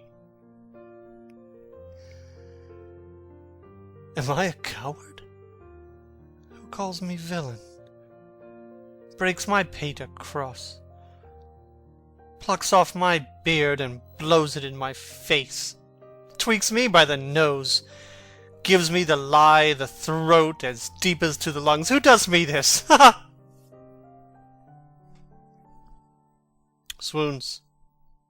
I should take it. For it cannot be but I am pigeon-livered and lack gall to make oppression bitter. Ere this, I should have fatted all the regent's kites with this slave's awful, bloody, bawdy villain. Remorseless, treacherous, lecherous, kindless villain of vengeance! Oh, why, what an ass am I. This is most brave. That I, the son of a dear father, murdered, prompted to my revenge by heaven and hell, must, like a whore, unpack my heart with words and fall a-cursing like a very drab scullion. Fie upon't foe. About my brain. I have heard that guilty creatures sitting at a play have by the very cunning of the scene been struck so to the soul that presently they have proclaimed their malefactions. For murder, though it have no tongue, will speak with most miraculous organ.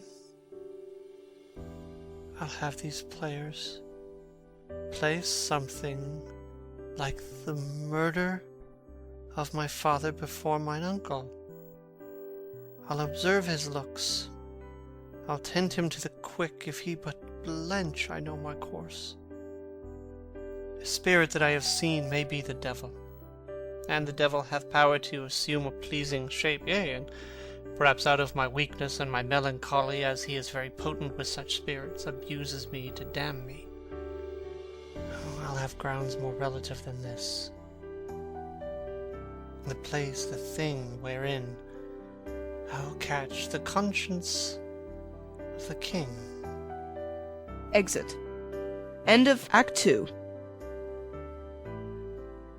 The Tragedy of Hamlet, Prince of Denmark, by William Shakespeare. Act 3, Scene 1. A room in the castle. Enter King Claudius, Queen Gertrude, Polonius, Ophelia, Rosencrantz, and Guildenstern. And can you, by no drift of circumstance, get from him why he puts on this confusion, grading so harshly all his days of quiet with turbulent and dangerous lunacy? He does confess he feels himself distracted, but from what cause he will by no means speak. Nor do we find him forward to be sounded, but with a crafty madness keeps aloof when we would bring him on to some confession of his true state. Did he receive you well? Most like a gentleman. But with much forcing of his disposition. Niggard of question, but of our demands, most free in his reply. Did you essay him to any pastime? Madam, it so fell out that certain players we o'erwrought on the way, of these we told him, and there did seem in him a kind of joy to hear of it. They are about the court, and, as I think, they have already ordered this night to play before him. 'Tis most true, and he beseeched me to entreat your majesties to hear and see the matter. With all my heart, and it doth much content me to hear him so inclined. Good gentlemen, give him a further edge, and drive his purpose on to these delights. We shall, my lord. Exeunt Rosencrantz and Guildenstern. Sweet Gertrude, leave us too, for we have closely sent for Hamlet hither, that he, as 'twere by accident, may here affront Ophelia. Her father and myself, lawful espials, will so bestow ourselves that, seeing unseen, we may of their encounter frankly judge, and gather by him as he has behaved, if it be the affliction of his love or no that thus he suffers for. I shall obey you. And for your part, Ophelia, I do wish that your good beauties be the happy cause of Hamlet's wildness. So shall I hope your virtues will bring him to his wonted way again, to both your honours. Madam, I wish it may. Exit Queen Gertrude. Ophelia, walk you here. Gracious, so please you, we will bestow ourselves. To Ophelia. Read on this book, that show such an exercise may colour your loneliness. We are oft to blame in this. 'Tis too much proved that with devotion's visage and pious action we do sugar o'er the devil himself. Aside. Oh, 'tis too true. How smart a lash that speech doth give my conscience. The harlot's cheek, beautied with plastering art, is not more ugly to the thing that helps it than is my deed to my most painted word. O heavy burthen! I hear him coming. Let's withdraw, my lord. Exeunt King Claudius and Polonius. Enter Hamlet. To be or not to be? That is the question. Whether 'tis nobler in the mind to suffer the slings and arrows of outrageous fortune, or to take arms against the sea of troubles, and by opposing end them. To die, to sleep.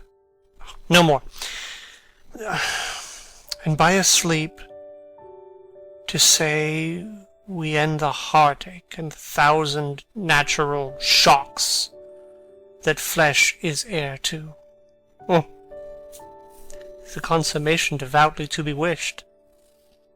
To die, to sleep. To sleep, perchance to dream. Ah, there's the rub. For in that sleep of death, what dreams may come when we have shuffled off this mortal coil, must give us pause.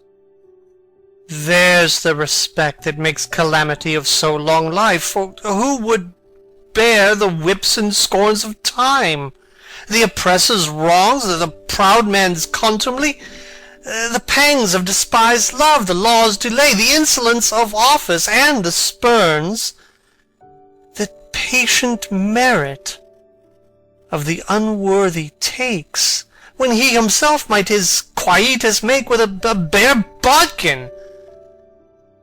Who would fardels bear to grunt and sweat under a weary life, but that the dread of something after death, the undiscovered country, from whose bourne no traveller returns, puzzles the will, and makes us rather bear those ills we have than fly to others we know not of.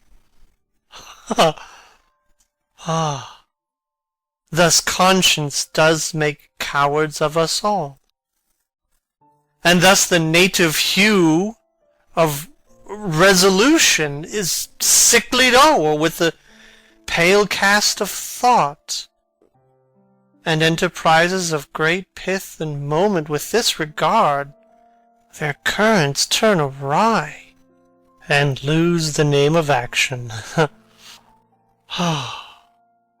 Soft, you know. The fair Ophelia. Nymph, in thy orisons be all my sins remembered. Good my lord, how does your honour for this many a day? I humbly thank you. Well, well, well. My lord, I have remembrances of yours that I have longed to redeliver. I pray you now receive them. No, not I. I never gave you aught. My honoured lord, you know right well you did, and with them words of so sweet breath composed as made the things more rich. Their perfume lost, take these again, for to the noble mind rich gifts wax poor when givers prove unkind. There, my lord. Ha ha!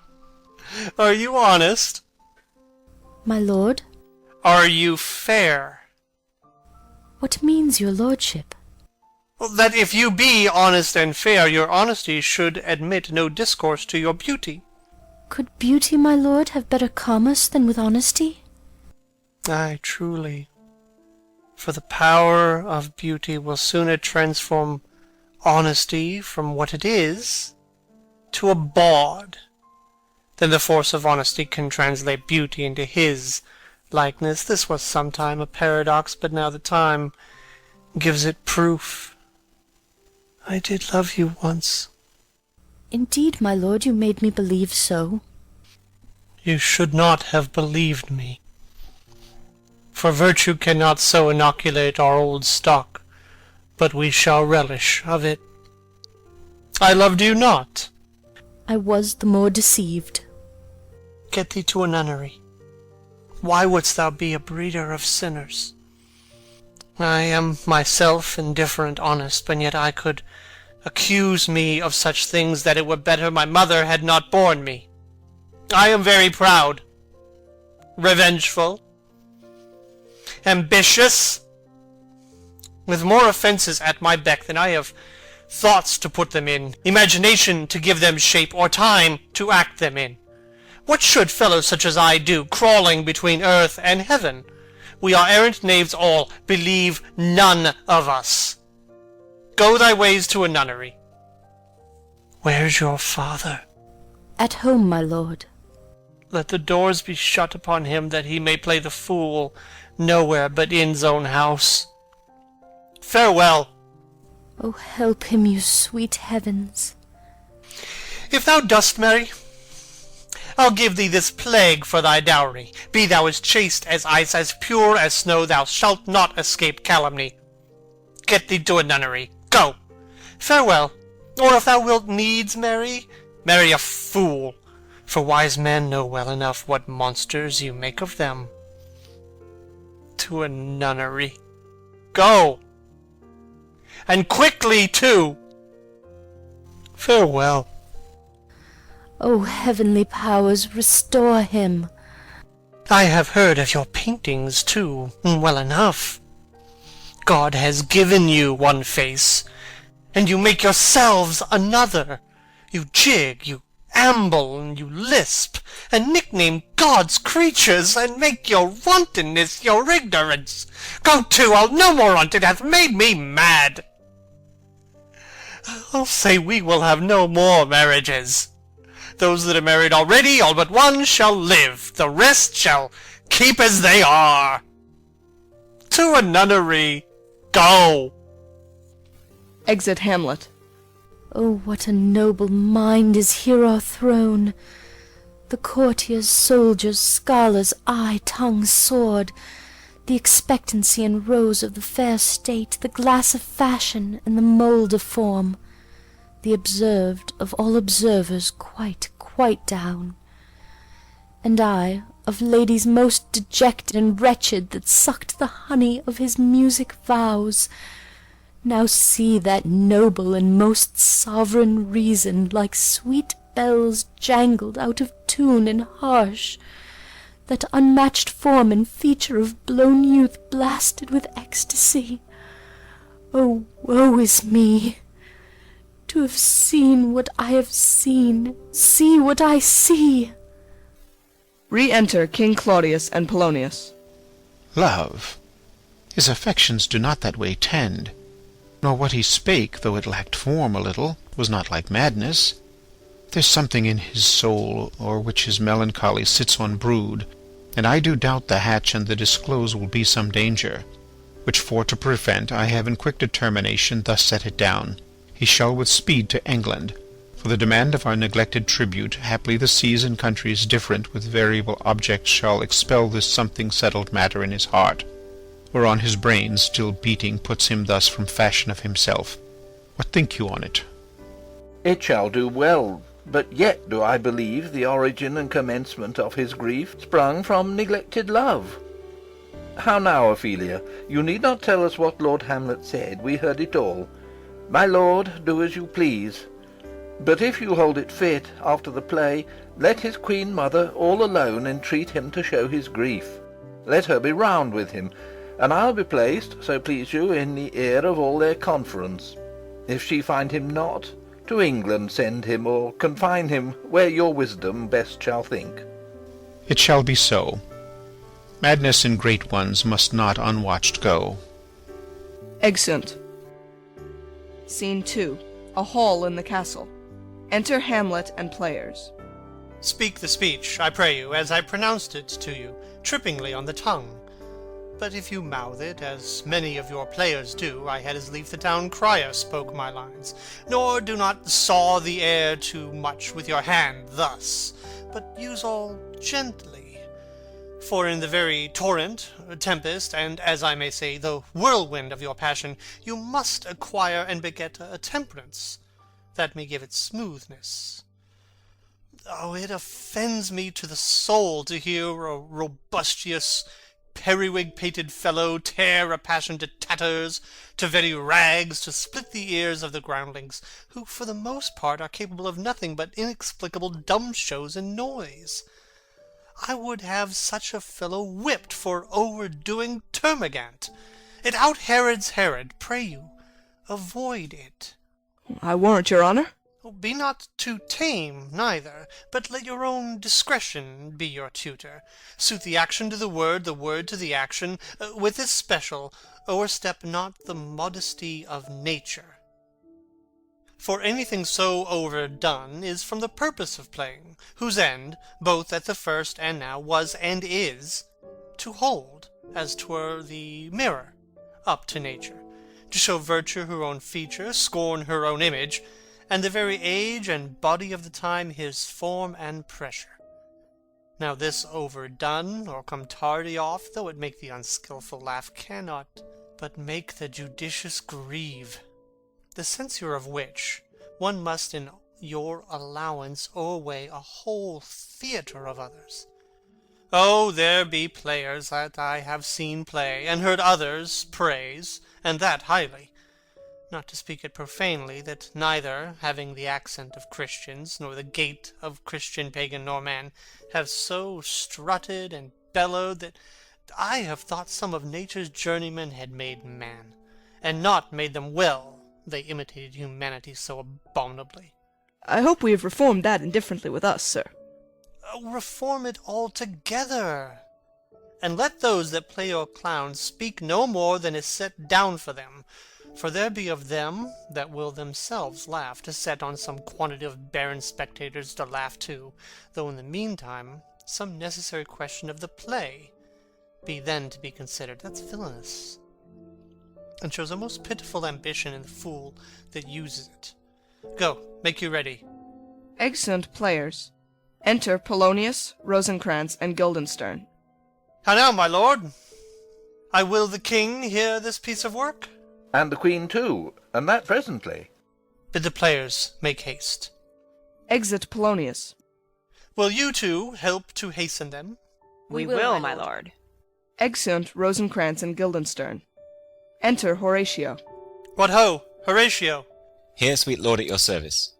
Horatio, thou art e'en as just a man as e'er my conversation coped withal. Oh, my dear lord. Nay, do not think I flatter. For what advancement may I hope from thee, that no revenue hast but thy good spirits to feed and clothe thee? Why should the poor be flattered? No, let the candied tongue lick absurd pomp, and crook the pregnant hinges of the knee where thrift may follow fawning. Dost thou hear? Since my dear soul was mistress of her choice, and could of men distinguish, her election hath sealed thee for herself. For thou hast been as one, in suffering all, that suffers nothing. A man that fortune's buffets and rewards hast ta'en with equal thanks, and blessed are those whose blood and judgment are so well commingled, that they are not a pipe for fortune's finger to sound what stop she please. Give me that man that is not passion's slave, and I will wear him in my heart's core. Ay, in my heart of heart, as I do thee. There's something too much of this. There is a play tonight before the king. One scene of it comes near the circumstance which I have told thee of my father's death. I prithee, when thou seest that act afoot, even with the very comment of thy soul, observe mine uncle. If his occulted guilt do not itself unkennel in one speech, it is a damned ghost that we have seen, and my imaginations are as foul as Vulcan's stithy. Give him heedful note, for mine eyes, will rivet to his face, and afterward we will both our judgments join in censure of his seeming. Well, my lord, if he steal aught the whilst this play is playing, and escape detecting, I will pay the theft. They are coming to the play. I must be idle. Get you a place. Danish March. A flourish. Enter King Claudius, Queen Gertrude, Polonius, Ophelia, Rosencrantz, Guildenstern, and others. How fares our cousin Hamlet? Excellent, i' faith. Of the chameleon's dish I eat the air, promise crammed. You cannot feed capons so. I have nothing with this answer, Hamlet. These words are not mine. No, nor mine now. To Polonius. My lord, you once played at the university, you say? That did I, my lord, and was accounted a good actor. What did you enact? I did act Julius Caesar. I was killed in the Capitol. Brutus killed me. It was a brute part of him to kill so capital a calf there.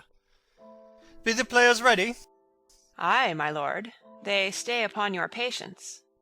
Come hither, my dear Hamlet, sit by me. No, good mother. Here's metal more attractive. To King Claudius. Oh, do you mark that? Lady, shall I lie in your lap? Lying down at Ophelia's feet. No, my lord. I mean my head upon your lap. Ay, my lord. Do you think I meant country matters? I think nothing, my lord. It's a fair thought to lie between maids' legs. What is, my lord? Nothing. You are merry, my lord. Who? I? Ay, my lord. God, you're only jig-maker. What should a man do but be merry? For look you, how cheerfully my mother looks, and my father died within these 2 hours. Nay, 'tis twice 2 months, my lord. So long. Oh, nay, then let the devil wear black, for I'll have a suit of sables. Oh, heavens! Died 2 months ago and not forgotten yet. Oh, then there's hope a great man's memory might outlive his life half a year. But by your lady, he must build churches then, or else shall he suffer not thinking on when the hobby-horse, whose epitaph is for O, the hobby-horse is forgot. Hautboys play. The dumb show enters. Enter a king and a queen very lovingly, the queen embracing him and he her. She kneels and makes show of protestation unto him. He takes her up, and declines his head upon her neck, lays him down upon a bank of flowers. She, seeing him asleep, leaves him. Anon comes in a fellow, takes off his crown, kisses it, and pours poison in the king's ears, and exit. The queen returns, finds the king dead, and makes passionate action. The poisoner, with some 2 or 3 mutes, comes in again, seeming to lament with her. The dead body is carried away. The poisoner woos the queen with gifts. She seems loath and unwilling a while, but in the end accepts his love. Exeunt. What means this, my lord? Mary, this is Mitching Maleko. It means mischief. Belike this show imports the argument of the play. Enter Prologue.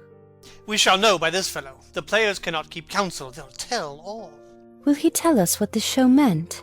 Ay, or any show that you'll show him. Be not you ashamed to show. He'll not shame to tell you what it means. You are not. You are not. I'll mark the play.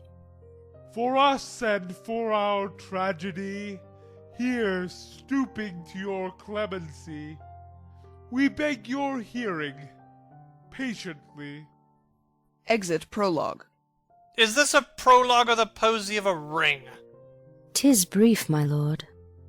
As woman's love. Enter 2 players, king and queen.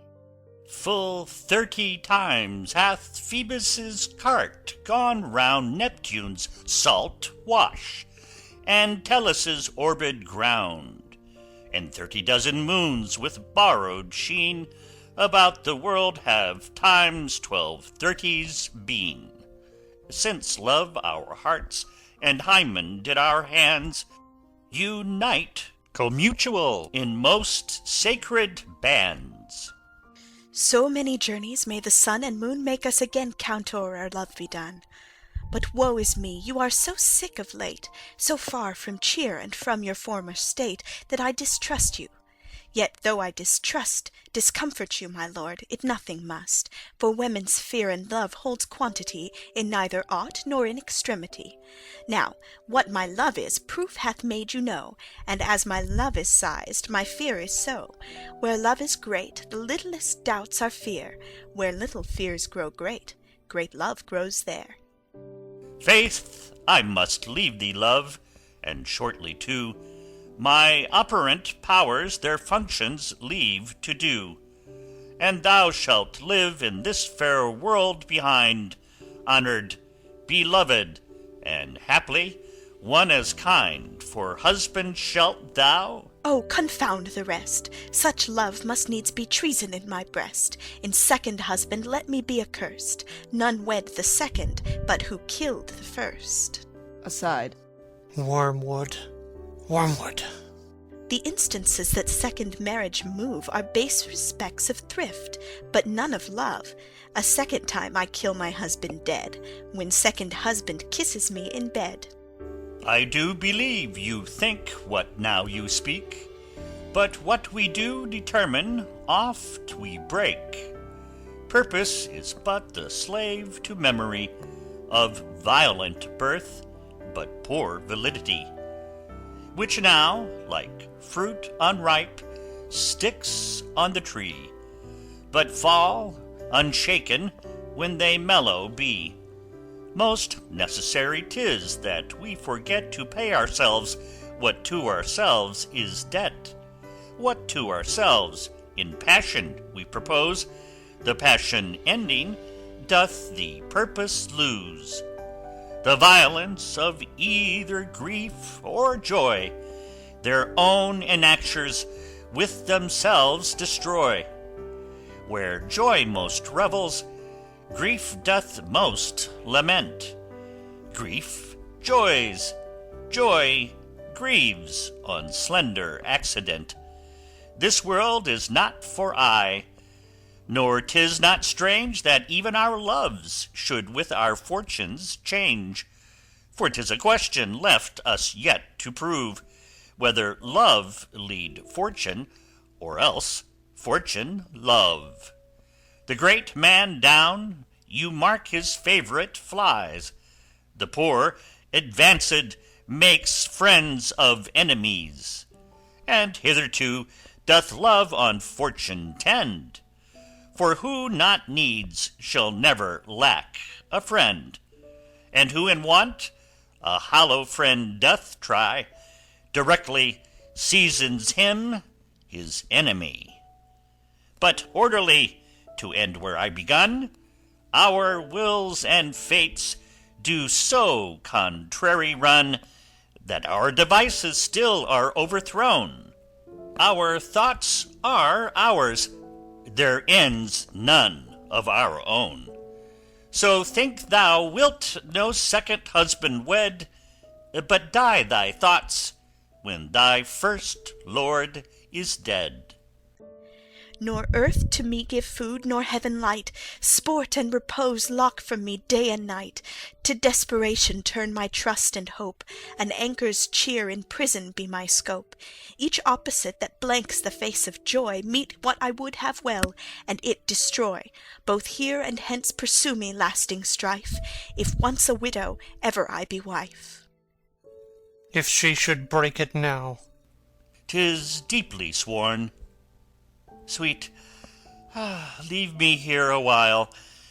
My spirits grow dull, and fain I would beguile the tedious day with sleep. Sleeps. Sleep rock thy brain, and never come mischance between us twain. Exit player queen. Madam, how like you this play? The lady protests too much, methinks. Oh, but she'll keep her word. Have you heard the argument? Is there no offence in it? No, no, they do but jest, poison in jest, no offence to the world. What do you call the play? The Mousetrap.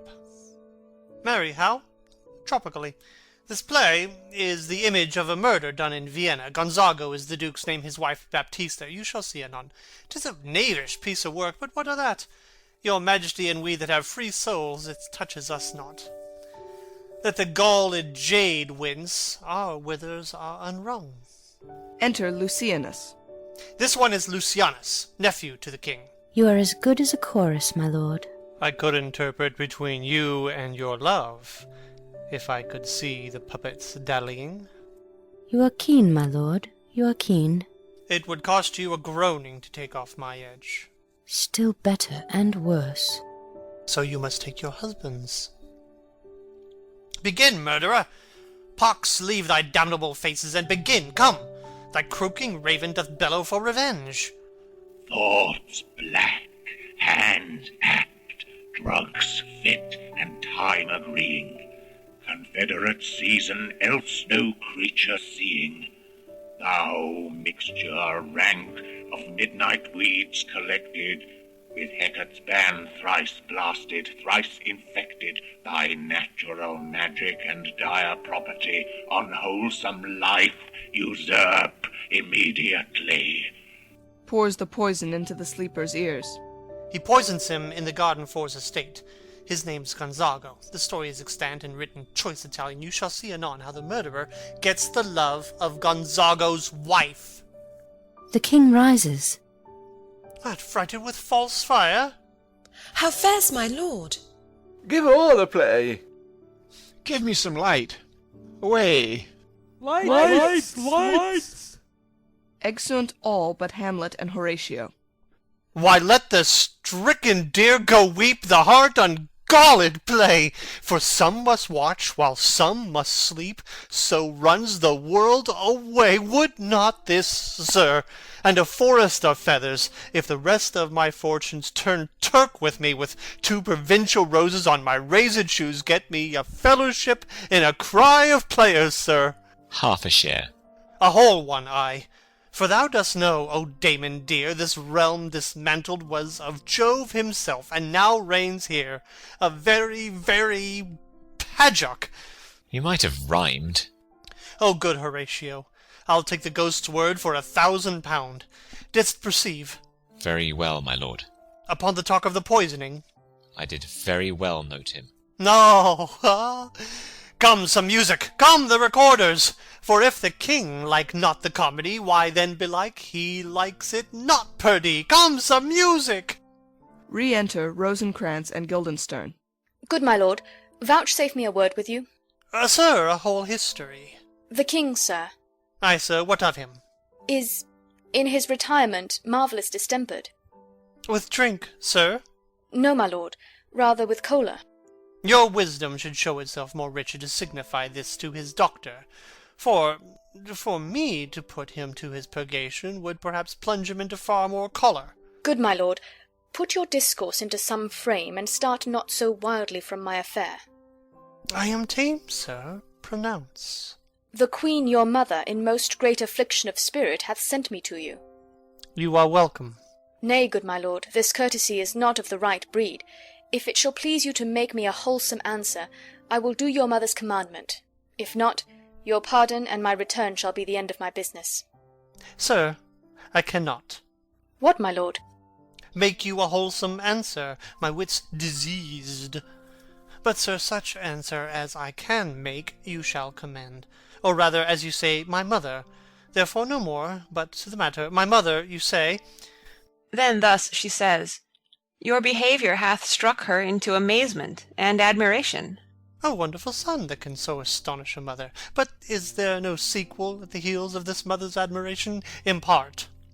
She desires to speak with you in her closet ere you go to bed. We shall obey, were she 10 times our mother. Have you any further trade with us? My lord, you once did love me. So I do still, by these pickers and stealers. Good my lord, what is the cause of your distemper? You do surely bar the door upon your own liberty, if you deny your griefs to your friend. Sir, I lack advancement. How can that be, when you have the voice of the king himself for your succession in Denmark? Ay, but sir, while the grass grows, the proverb is something musty. Re-enter players with recorders. Oh, the recorders! Here, let me see one. To withdraw with you, why do you go about to recover the wind of me as you would drive me into a toil? Oh, my lord, if my duty be too bold, my love is too unmannerly. I do not well understand that. Will you play upon this pipe? My lord, I cannot.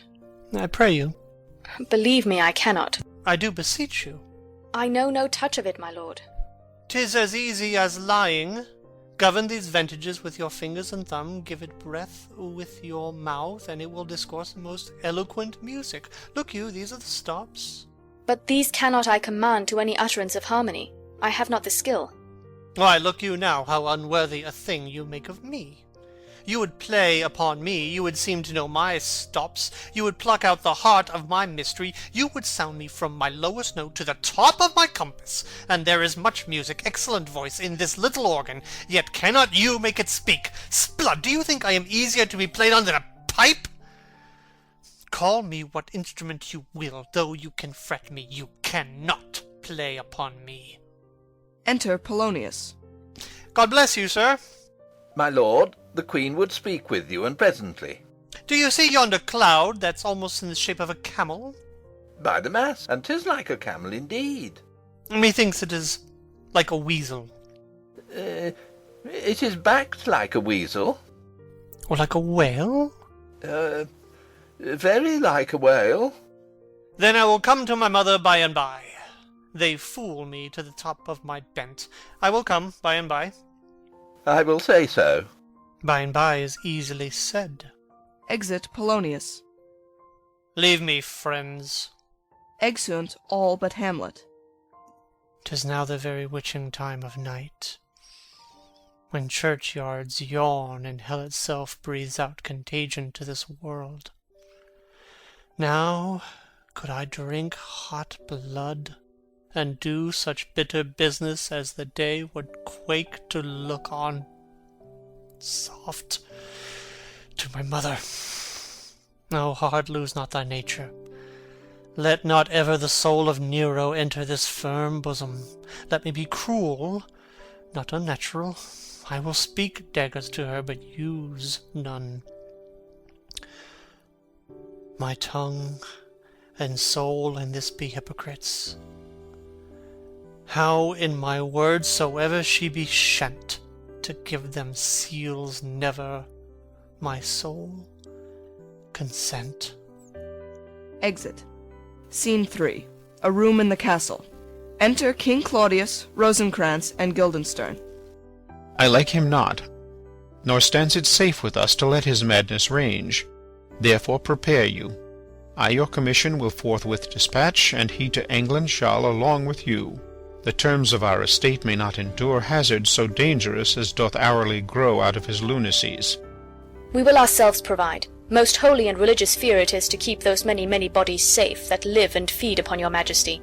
The single and peculiar life is bound with all the strength and armour of the mind to keep itself from noyance, but much more that spirit upon whose weal depend and rest the lives of many. The cease of majesty dies not alone, but like a gulf doth draw what's near with it. It is a massy wheel fixed on the summit of the highest mount, to whose huge spokes 10,000 lesser things are morticed and adjoined, which, when it falls, each small annexment, petty consequence attends the boisterous ruin. Never alone did the king sigh, but with a general groan. Arm you, I pray you, to the speedy voyage, for we will fetters put upon this fear, which now goes too free-footed. We will haste us. Exeunt Rosencrantz and Guildenstern. Enter Polonius. My lord, he's going to his mother's closet. Behind the arras I'll convey myself to hear the process. I'll warrant she'll tax him home. And, as you said, and wisely was it said, 'tis meet that some more audience than a mother, since nature makes them partial, should o'erhear the speech of vantage. Fare you well, my liege. I'll call upon you ere you go to bed, and tell you what I know. Thanks, dear my lord. Exit Polonius. O my offence is rank. It smells to heaven. It hath the primal eldest curse upon it, a brother's murder. Pray can I not, though inclination be as sharp as will, my stronger guilt defeats my strong intent, and like a man to double business bound, I stand in pause where I shall first begin, and both neglect. What if this cursed hand were thicker than itself with brother's blood? Is there not rain enough in the sweet heavens to wash it white as snow? Whereto serves mercy but to confront the visage of offence? And what's in prayer but this twofold force to be forestalled ere we come to fall, or pardoned being down? Then I'll look up. My fault is past. But, oh, what form of prayer can serve my turn? Forgive me my foul murder. That cannot be, since I am still possessed of those effects for which I did the murder, my crown, mine own ambition, and my queen. May one be pardoned and retain the offence? In the corrupted currents of this world, offence's gilded hand may shove by justice, and oft 'tis seen the wicked prize itself buys out the law. But 'tis not so above. There is no shuffling. There the action lies in his true nature, and we ourselves compelled, even to the teeth and forehead of our faults, to give in evidence. What then? What rests? Try what repentance can, what can it not? Yet what can it when one cannot repent? O wretched state! O bosom black as death! O limed soul that, struggling to be free, art more engaged! Help, angels! Make assay! Bow stubborn knees, and heart with strings of steel be soft as sinews of the newborn babe. All may be well. Retires and kneels. Enter Hamlet. Now might I do it pat. Now he is praying, and now I'll do't. And so he goes to heaven, and so am I revenged? That would be scanned. A villain kills my father, and for that I, his sole son, do this same villain sent to heaven? Oh, this is hire and salary, not revenge. He took my father grossly, full of bread, with all his crimes broad blown as flush as May. And how his audit stands, who knows save heaven? But in our circumstance and course of thought 'tis heavy with him. And am I then revenged to take him in the purging of his soul, when he is fit and seasoned for his passage? No. Up sword. Know thou a more horrid hent, when he is drunk asleep, or in his rage, or in the incestuous pleasure of his bed, at gaming, swearing, or about some act that has no relish of salvation, and then trip him that his heels may kick at heaven, and that his soul may be as damned and black as hell whereto it goes. My mother stays. This physic but prolongs thy sickly days. Exit Hamlet. Rising. My words fly up. My thoughts remain below. Words without thoughts never to heaven go. Exeunt. Scene 4. The Queen's closet. Enter Queen Gertrude and Polonius. He will come straight. Look you lay home to him, tell him his pranks have been too broad to bear with, and that your grace has screened and stood between much heat and him. I'll silence me even here. Pray you be round with him. Within. Mother! Mother! Mother! I'll warrant you, fear me not. Withdraw, I hear him coming. Polonius hides behind the arras. Enter Hamlet. Now, mother, what's the matter? Hamlet, thou hast thy father much offended. Mother, you have my father much offended. Come, come. You answer with an idle tongue. Go, you question with a wicked tongue. Why, how now, Hamlet?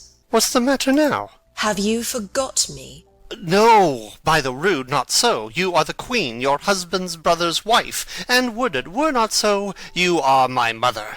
Nay, then I'll set those to you that can speak. Come, and sit you down, you shall not budge. You go not till I set you up a glass where you may see the inmost part of you. What wilt thou do? Thou wilt not murder me. Help!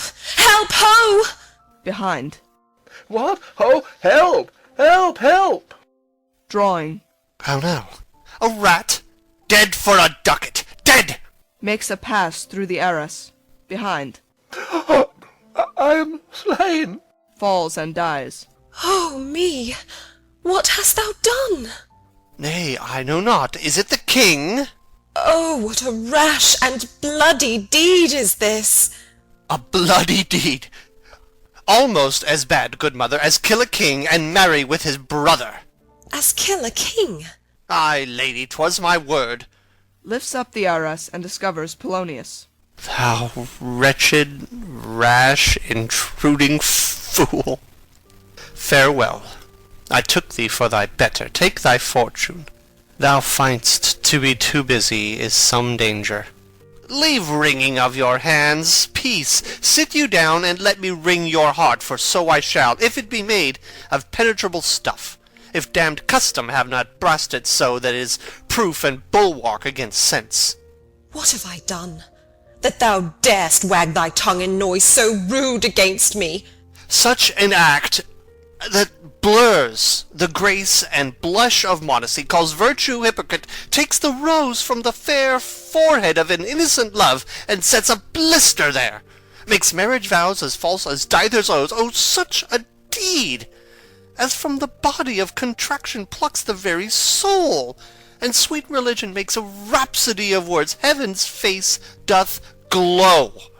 Yea, this solidity and compound mass, with tristal visage, as against the doom, is thought sick at the act. Ah me, what act, that roars so loud and thunders in the index?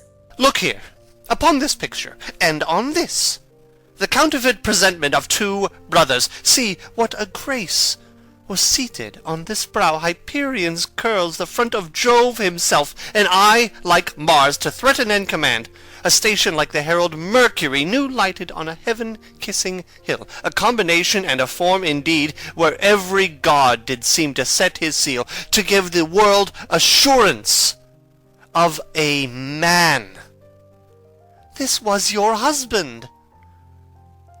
Look you now, what follows. Here is your husband, like a mildewed ear, blasting his wholesome brother. Have you eyes? Could you on this fair mountain leave to feed and batten on this moor?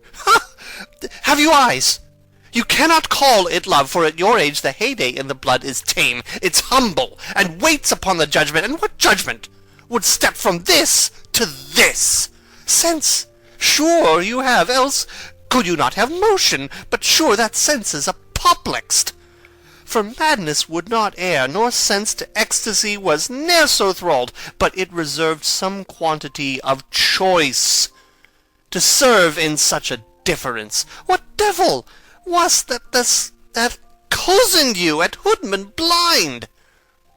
Eyes without feeling, feeling without sight, ears without hands or eyes, smelling sans all, or but a sickly part of one true sense, could not so mope. Oh, shame, where is thy blush?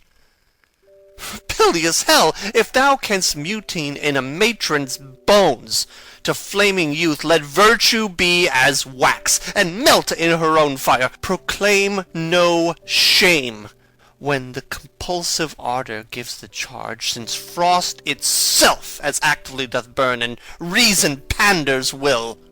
Oh, Hamlet, speak no more. Thou turn'st mine eyes into my very soul, and there I see such black and grained spots as will not leave their taint. Nay, but to live in the rank sweat of an enseamed bed, stewed in corruption, honeying and making love over the nasty sty. Oh, speak to me no more. These words like daggers enter in mine ears. No more, sweet Hamlet. A murderer and a villain, a slave that is not 20th part the tithe of your precedent lord, a vice of kings, a cut-purse of the empire and the rule, that from a shelf the precious diadem stole and put it in his pocket. No more! A king of shreds and patches. Enter Ghost. Save me, and hover o'er me with your wings, your heavenly guards. What would your graces figure? Alas, he's mad. Do not Come, your tardy son, to chide, lapsed in time and passion. Let's go by the important acting of your dread command, oh say! Do not forget, this visitation is but to whet thy almost blunted purpose. But look, amazement on thy mother sits. Oh, step between her and her fighting soul. Conceit in weakest bodies strongest works. Speak to her, Hamlet. How is't with you, lady? Alas, how is't with you? That you do bend your eye on vacancy, and with the incorporeal air do hold discourse. For that your eyes your spirits wildly peep, and, as the sleeping soldiers in the alarm, your bedded hairs, like life in excrement, start up and stand on end. O gentle sun, upon the heat and flame of thy distemper sprinkle cool patience. Whereon do you look? On him! On him! Look you, how pale he glares! His form and cause conjoined, preaching to stones would make them capable. Do not look upon me! Lest with piteous action you convert my stern effects. Then what I have to do will want true colour, tears perchance for blood. To whom do you speak this? Do you see nothing there? Nothing at all, yet all that is I see. Nor did you nothing hear? No, nothing but ourselves. Oh, look you there! How it steals away my father in his habit as he lived. Look where he goes, even now, out at the portal. Exit Ghost. This is the very coinage of your brain. This bodiless creation ecstasy is very cunning in. Ecstasy? My pulse, as yours, doth temperately keep time, and makes as healthful music. It is not madness that I have uttered.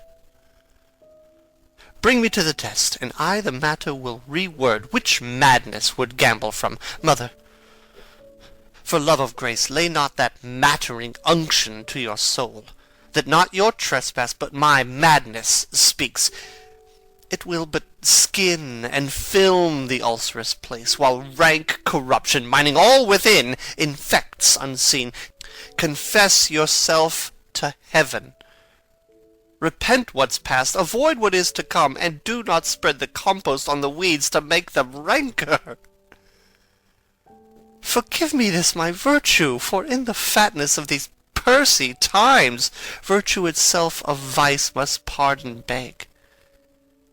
Yea, curb and woo, for leave to do him good. O Hamlet, thou hast cleft my heart in twain. Oh, throw away the worser part of it, and live the purer with the other half. Good night. But go not to my uncle's bed. Assume a virtue if you have it not.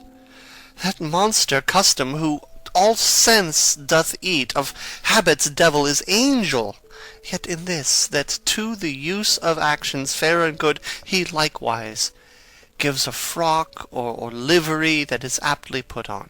Refrain tonight, and that shall lend a kind of easiness to the next abstinence, the next more easy, for use almost can change the stamp of nature, and either curb the devil, or throw him out with wondrous potency.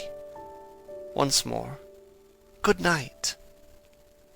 And when you are desirous to be blessed, I blessing beg of you. For this same Lord, pointing to Polonius, I do repent. But heaven hath pleased it so to punish me with this, and this with me, that I must be their scourge and minister. I will bestow him, and will answer well the death I gave him. So again, good night. I must be cruel, only to be kind. Thus bad begins, and worse remains behind. One word more, good lady. What shall I do? Not this, by no means that I bid you do. Let the bloat king tempt you again to bed, pince wanton on your cheek, call you his mouse, and let him for a pair of reechy kisses, or paddling in your neck with his damned fingers, make you to ravel all this matter out, that I essentially am not in madness, but mad in craft. 'Twere good you let him know. For who, that's but a queen fair, sober, wise, would from a paddock, from a bat, a jib, such dear concernings hide? Who would do so? No. In despite of sense and secrecy, unpeg the basket on the house's top. Let the birds fly, and, like the famous ape, to try conclusions, in the basket creep and break your own neck down. Be thou assured, if words be made of breath, and breath of life, I have no life to breathe what thou hast said to me. I must to England. You know that. Alack, I had forgot. 'Tis so concluded on. There's letters sealed. And my two schoolfellows, whom I trust as I will adders fanged, they bear the mandate. They must sweep my way, and marshal me to knavery.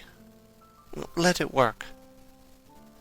For 'tis the sport to have the engineer hoist with his own petard. And shall go hard, but I will delve 1 yard below their minds, and blow them at the moon.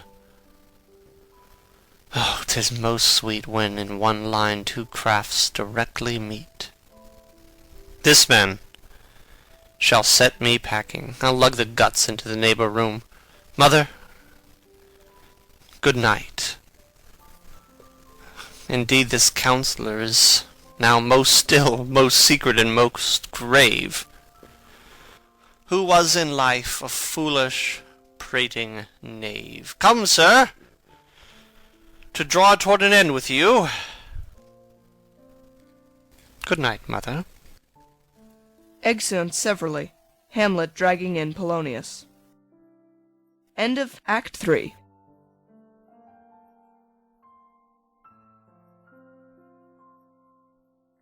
The Tragedy of Hamlet, Prince of Denmark, by William Shakespeare. Act 4, Scene 1. A room in the castle. Enter King Claudius, Queen Gertrude, Rosencrantz, and Guildenstern. There's matter in these sighs, these profound heaves. You must translate. 'Tis fit we understand them. Where is your son? Bestow this place on us a little while. Exeunt Rosencrantz and Guildenstern. Ah, my good lord, what have I seen tonight? What, Gertrude? How does Hamlet? Mad, as the sea and wind, when both contend which is the mightier. In his lawless fit, behind the arras hearing something stir, whips out his rapier, cries, "A rat! A rat!" and in this brainish apprehension kills the unseen good old man. Oh, heavy deed! It had been so with us had we been there. His liberty is full of threats to all, to you yourself, to us, to every one. Alas, how shall this bloody deed be answered? It will be laid to us, whose providence should have kept short, restrained and out of haunt this mad young man. But so much was our love, we would not understand what was most fit, but like the owner of a foul disease, to keep it from divulging, let it feed even on the pith of life. Where's he gone? To draw apart the body he hath killed, or whom his very madness, like some ore among a mineral of metals base, shows itself pure. He weeps for what is done. O Gertrude, come away. The sun no sooner shall the mountains touch, but we will ship him hence. And this vile deed we must, with all our majesty and skill, both countenance and excuse. Oh, Guildenstern. Re-enter Rosencrantz and Guildenstern. Friends both, go join you with some further aid. Hamlet in madness hath Polonius slain, and from his mother's closet hath he dragged him. Go seek him out. Speak fair, and bring the body into the chapel. I pray you, haste in this. Exeunt Rosencrantz and Guildenstern. Come, Gertrude, we'll call up our wisest friends, and let them know both what we mean to do, and what's untimely done. Oh, come away, my soul is full of discord and dismay. Exeunt. Scene 2. Another room in the castle. Enter Hamlet. Safely stowed. Within. Hamlet! Lord Hamlet! What noise? Who calls on Hamlet? Oh, here they come. Enter Rosencrantz and Guildenstern. What have you done, my lord, with the dead body? Compounded it with dust, whereto 'tis kin. Tell us where 'tis, that we may take it thence, and bear it to the chapel. Do not believe it. Believe what? That I can keep your counsel and not mine own. Besides, to be demanded of a sponge. What replication should be made by the son of a king? Take you me for a sponge, my lord? Ay, sir, that soaks up the king's countenance, his rewards, his authorities. But such officers do the king best service in the end. He keeps them, like an ape, in the corner of his jaw first mouthed, to be last swallowed. When he needs what you have gleaned, it is but squeezing you, and sponge you shall be dry again. I understand you not, my lord. I am glad of it. A knavish speech sleeps in a foolish ear. My lord, you must tell us where the body is, and go with us to the king. The body is with the king, but the king is not with the body. The king is a thing... A thing, my lord? Of nothing.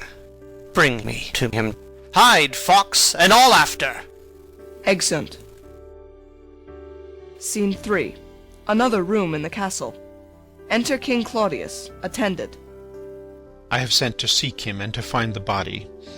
How dangerous it is that this man goes loose, yet must we not put the strong law on him. He's loved of the distracted multitude, who like not in their judgment but their eyes. And where 'tis so, the offender's scourge is weighed, but never the offence. To bear all smooth and even, this sudden sending him away must seem deliberate pause.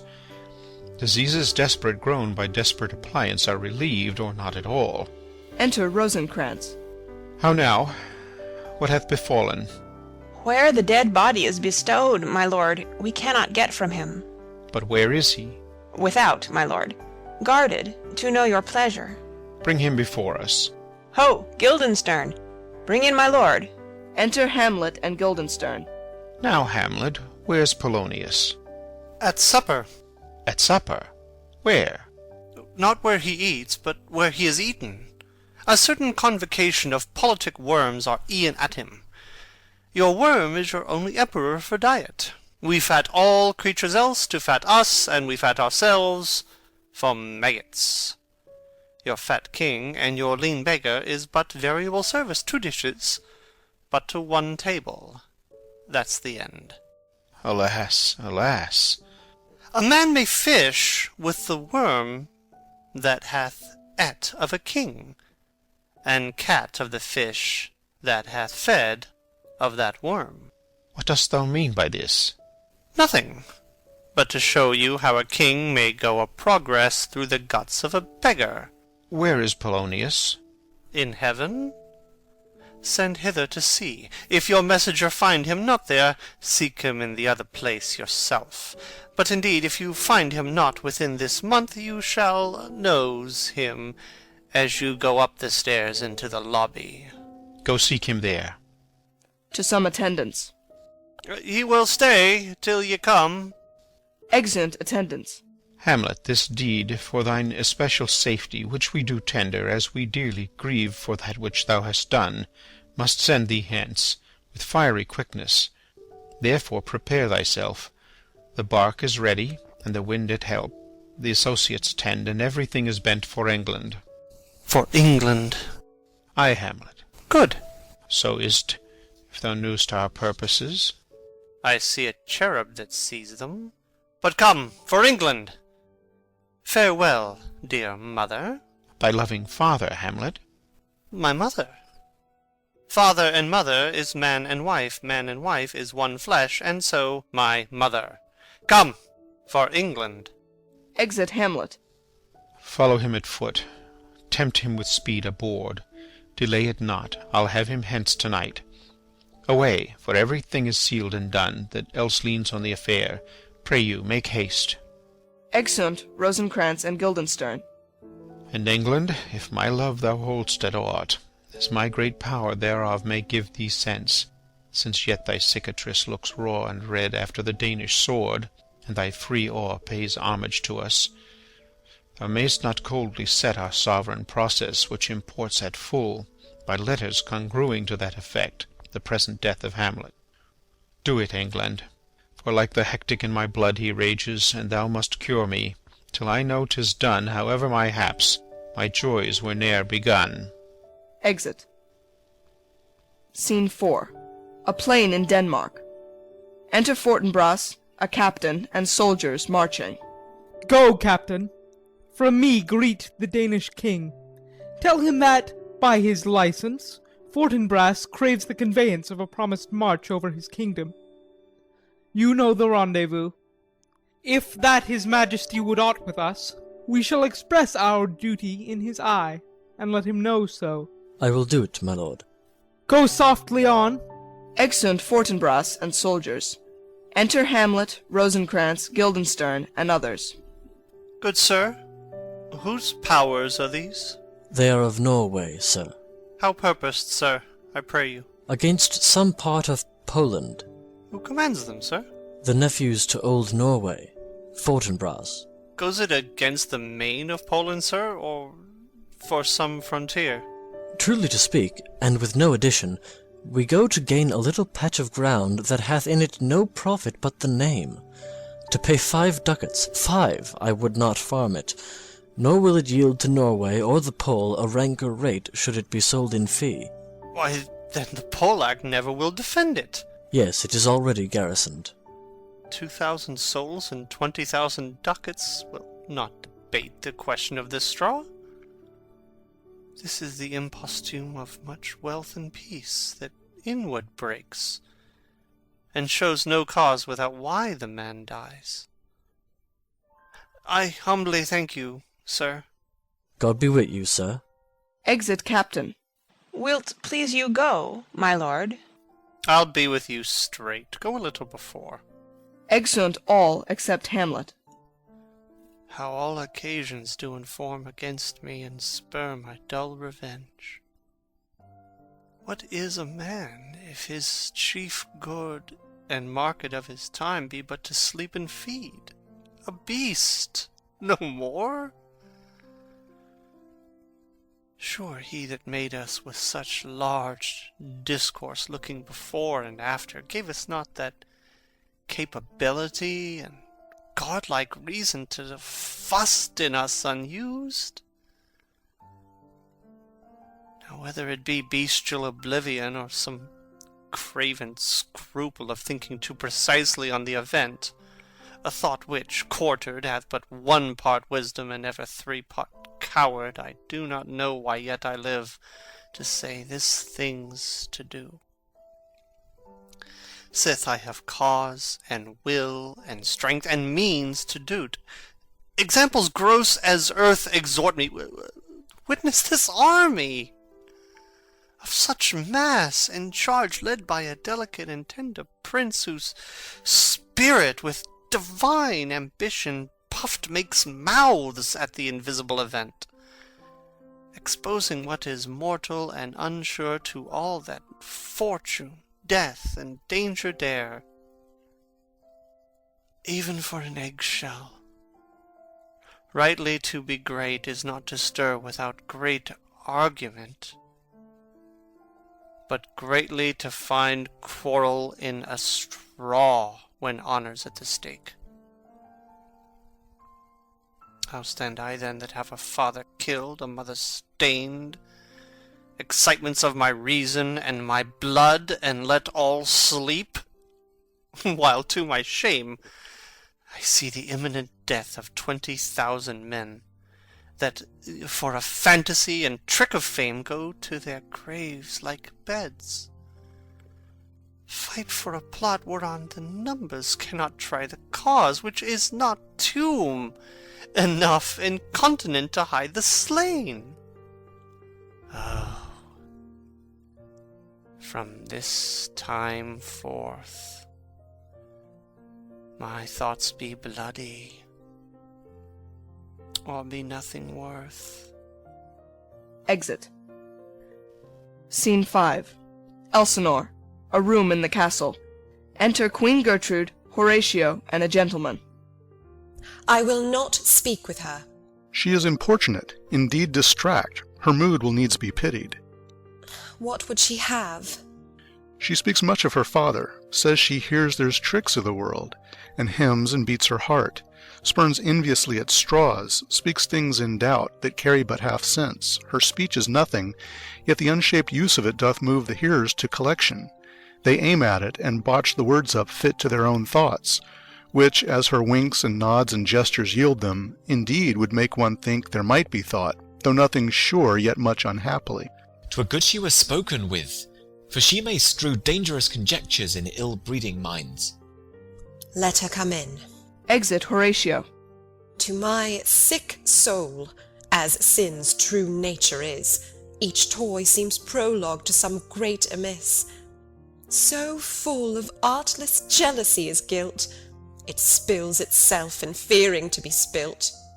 Re-enter Horatio with Ophelia. Where is the beauteous majesty of Denmark? How now, Ophelia? Sings.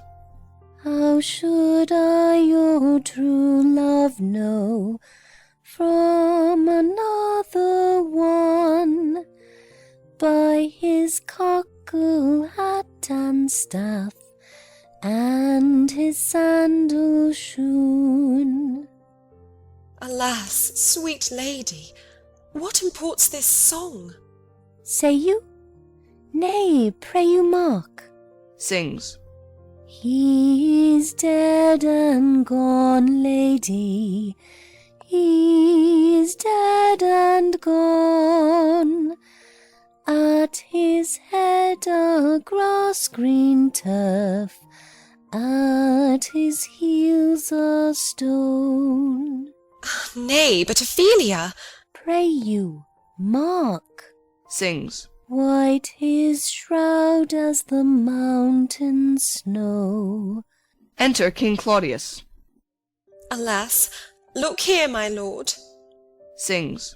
Larded with sweet flowers, which bewept to the grave did go, with true love showers. How do you, pretty lady? Well, God ild you. They say the owl was a baker's daughter.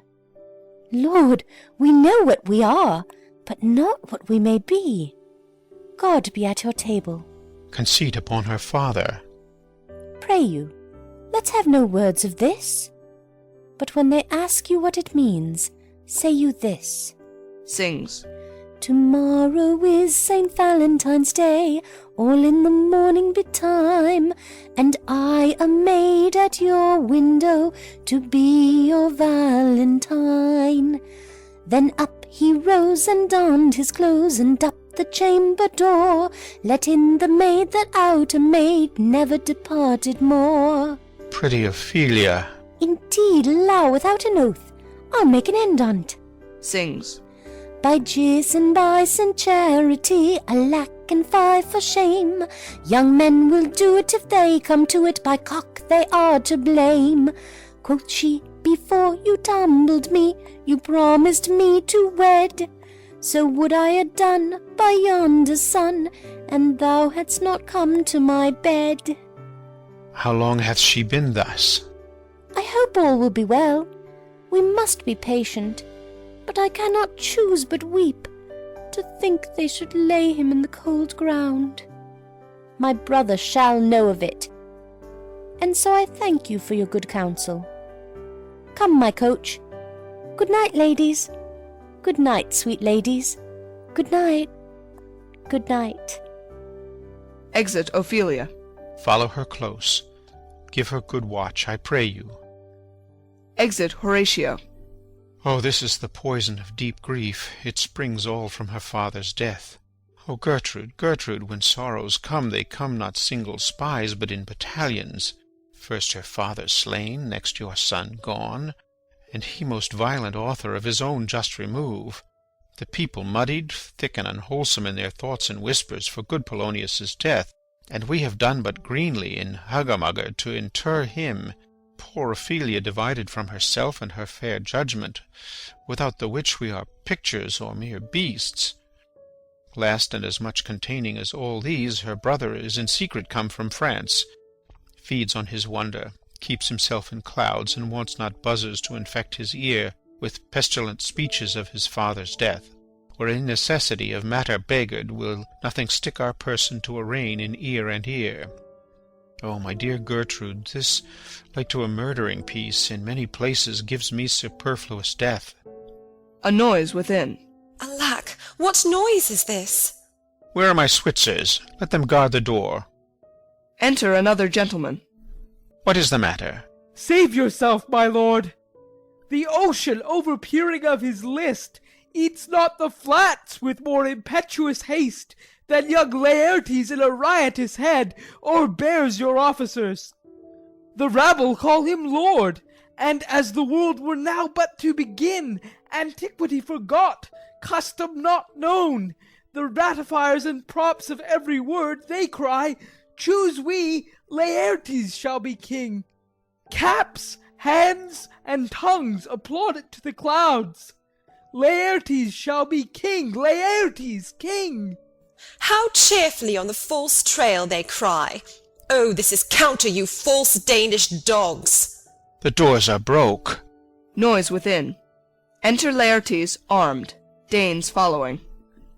Where is the king? Sirs, stand you all without. No, let us come in. I pray you, give me leave. We will. They retire without the door. I thank you. Keep the door. Oh, thou vile king, give me my father. Calmly, good Laertes.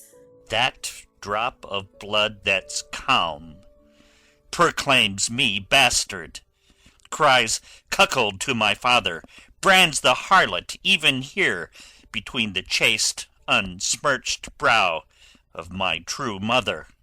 What is the cause, Laertes, that thy rebellion looks so giant-like? Let him go, Gertrude, do not fear our person. There's such divinity doth hedge a king, that treason can but peep to what it would, acts little of his will. Tell me, Laertes, why thou art thus incensed? Let him go, Gertrude. Speak, man. Where is my father? Dead? But not by him. Let him demand his fill. How came he dead? I'll not be juggled with. To hell allegiance, vows to the blackest devil, conscience and grace to the profoundest pit. I dare damnation. To this point I stand, that both the worlds I give to negligence, let come what comes. Only I'll be revenged most thoroughly for my father. Who shall stay you? My will, not all the world. And for my means, I'll husband them so well they shall go far with little. Good Laertes, if you desire to know the certainty of your dear father's death, is't writ in your revenge that swoop-stake you will draw both friend and foe, winner and loser? None but his enemies. Will you know them then? To his good friends, thus wide I'll ope my arms, and like the kind life-rendering pelican, repast them with my blood. Why, now you speak like a good child and a true gentleman. That I am guiltless of your father's death, and am most sensible in grief for it, it shall as level to your judgment pierce as day does to your eye. Within. Let her come in. How now? What noise is that? Re-enter Ophelia. Oh, heat, dry up my brains. Tears, 7 times salt, burn out the sense and virtue of mine eye. By heaven, thy madness shall be paid by weight, till our scale turn the beam. Oh, Rose of May, dear maid, kind sister, sweet Ophelia.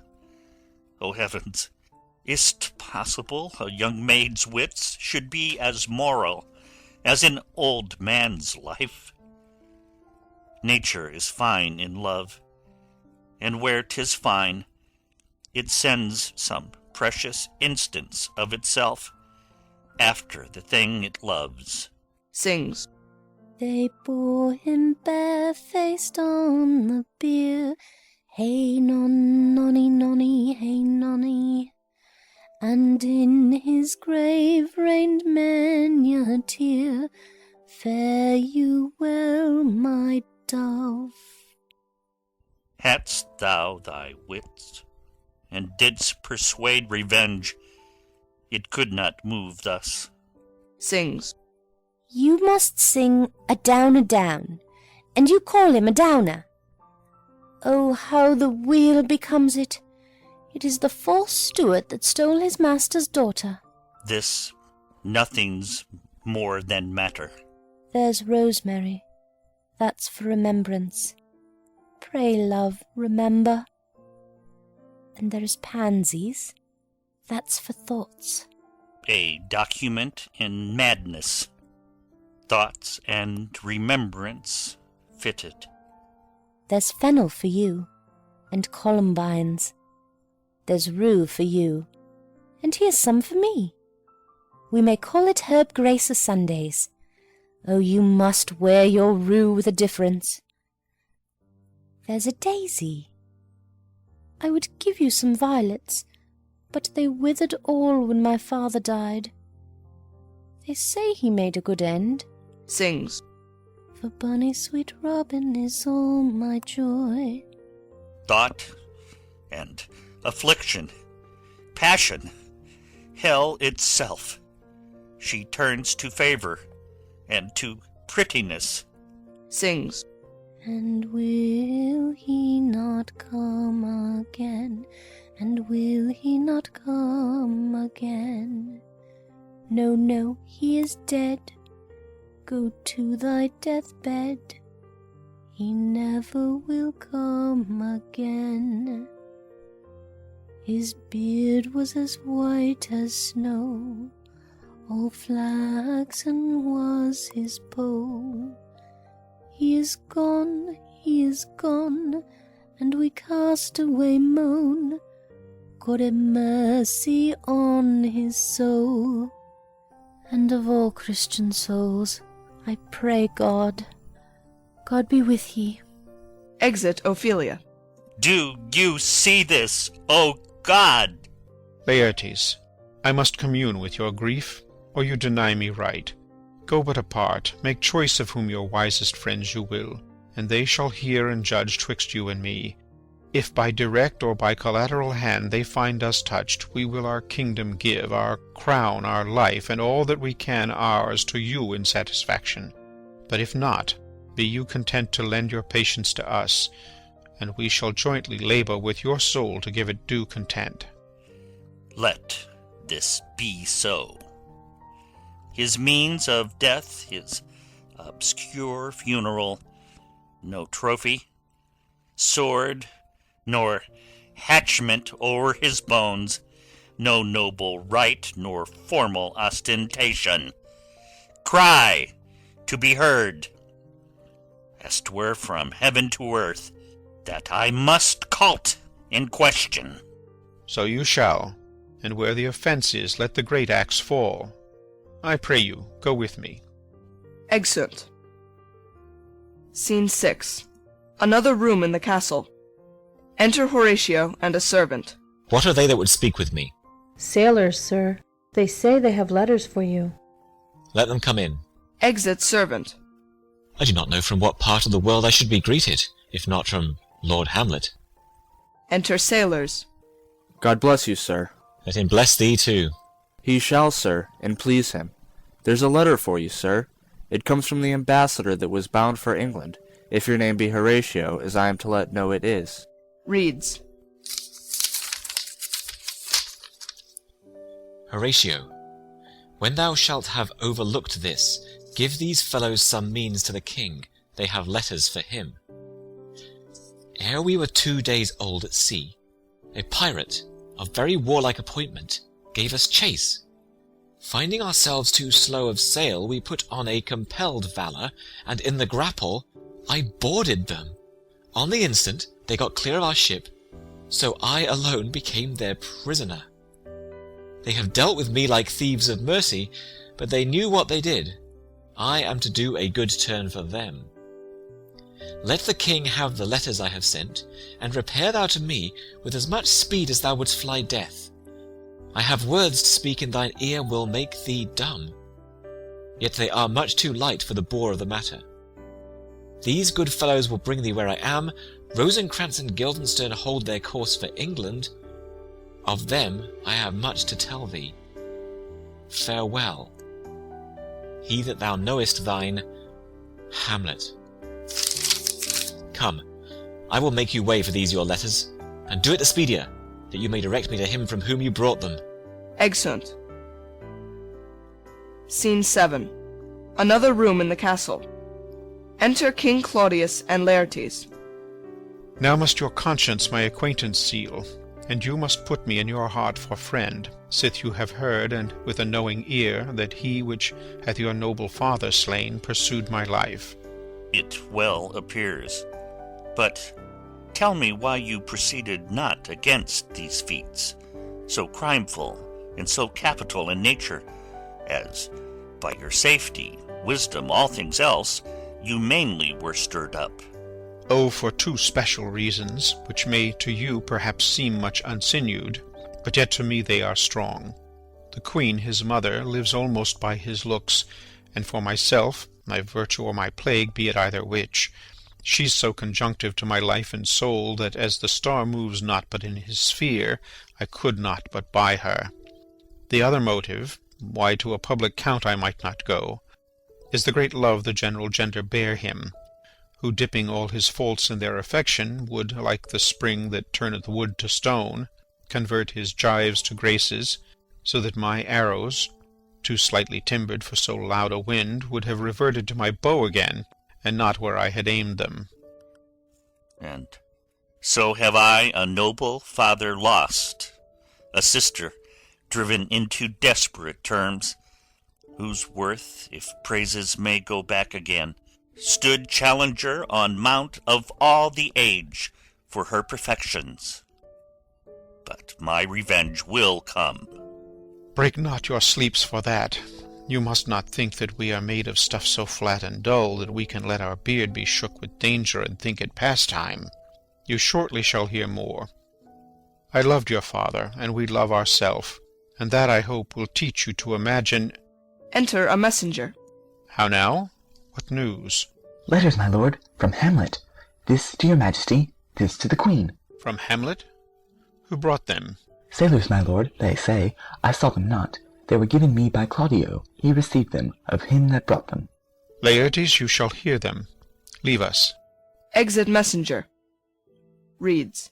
High and mighty, you shall know I am set naked on your kingdom. Tomorrow shall I beg leave to see your kingly eyes, when I shall, first asking your pardon thereunto, recount the occasion of my sudden and more strange return. Hamlet. What should this mean? Are all the rest come back, or is it some abuse and no such thing? Know you the hand? 'Tis Hamlet's character, naked, and in a postscript here he says, alone. Can you advise me? I'm lost in it, my lord, but let him come.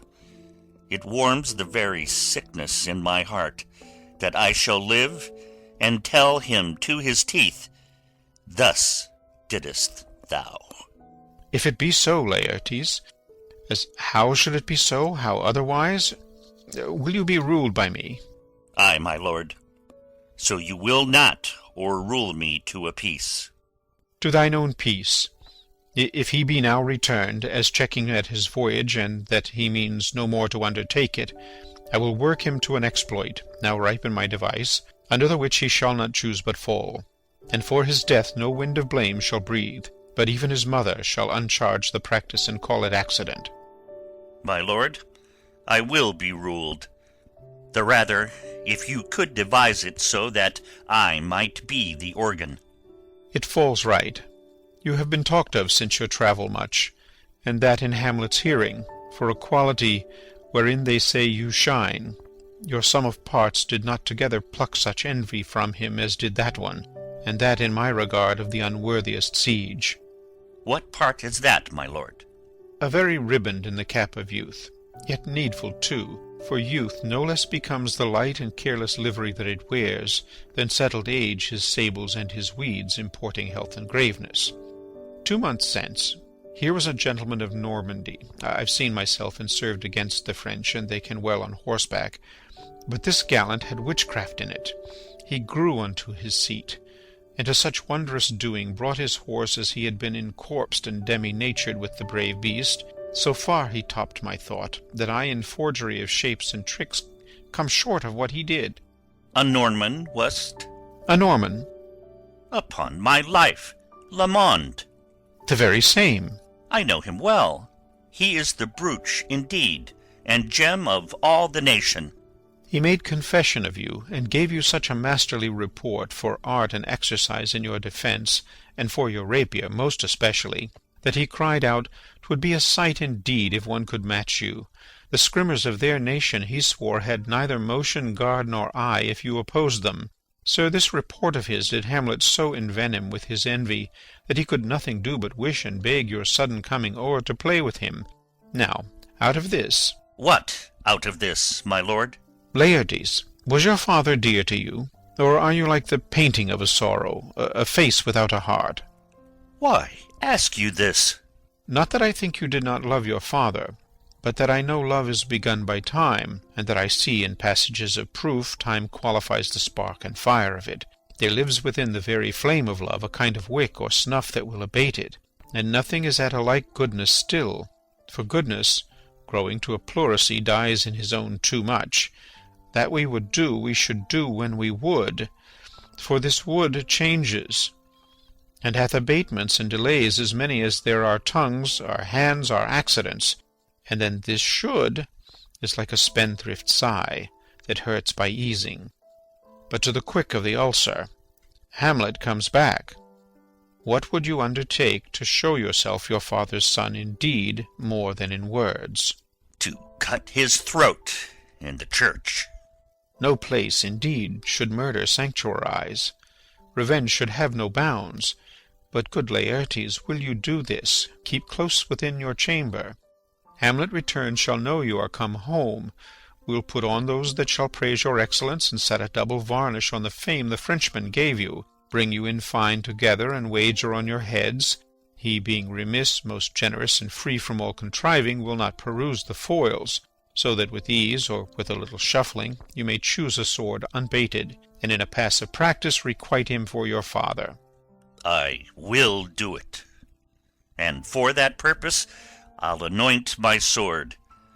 I bought an unction of a mountebank so mortal that, but dip a knife in it, where it draws blood, no cataplasm so rare, collected from all simples that have virtue under the moon, can save the thing from death that is but scratched withal.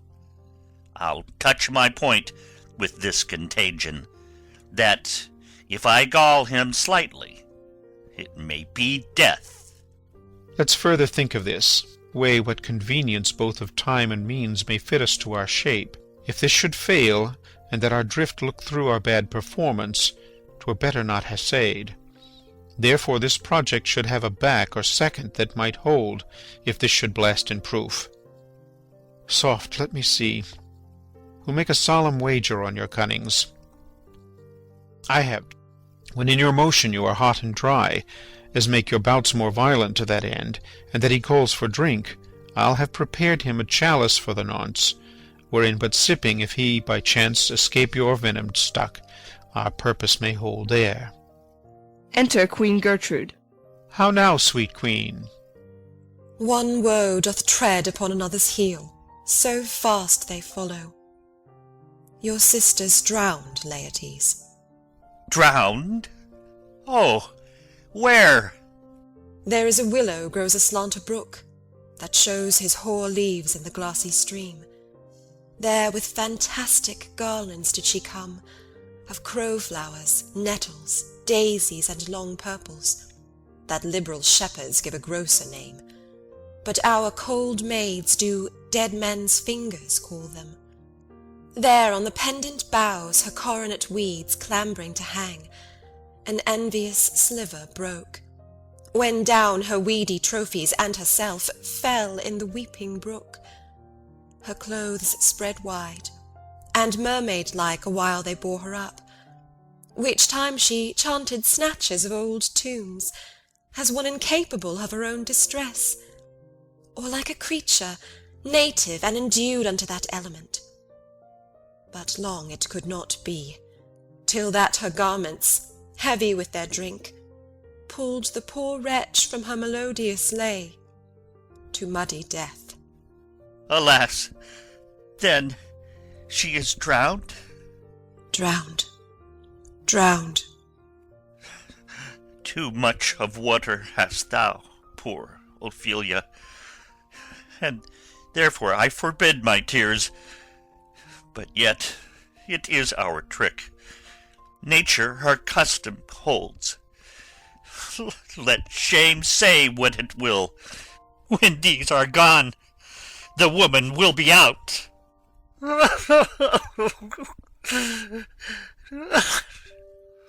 Adieu, my lord. I have a speech of fire that fain would blaze, but that this folly doubts it. Exit Laertes. Let's follow, Gertrude. How much I had to do to calm his rage. Now fear I this will give it start again. Therefore let's follow. Exeunt. End of Act 4.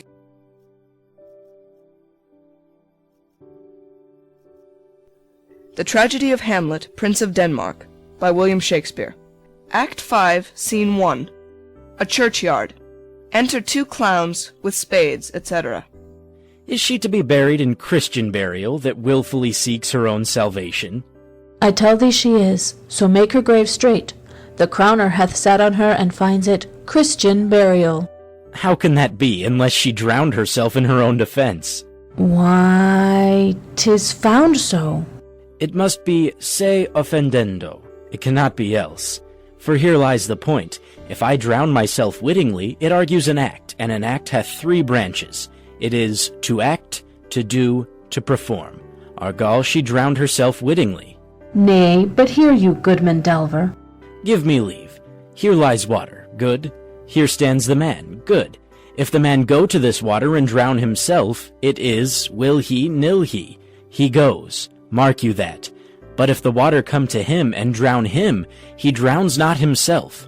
Argal, he that is not guilty of his own death shortens not his own life. But is this law? Ay, marry ist, Crowner's quest law. Will you have the truth on't? If this had not been a gentlewoman, she should have been buried out of Christian burial.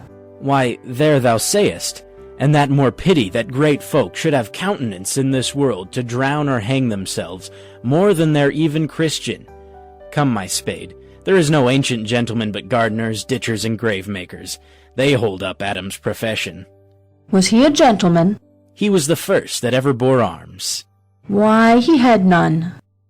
What? Art a heathen?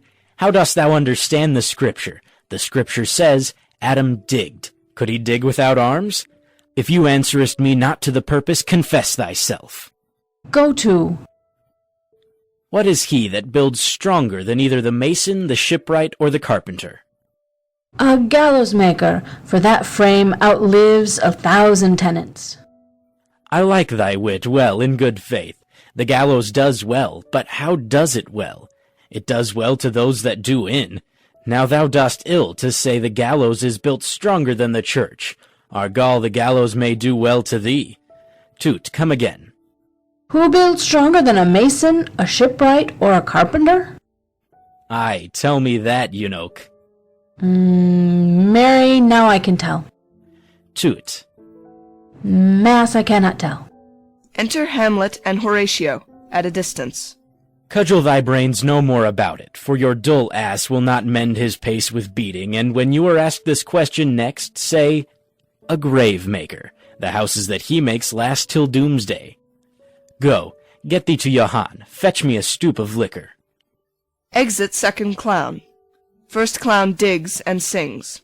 In youth when I did love, methought it was very sweet to contract, the time for me behove. Methought there was nothing meet.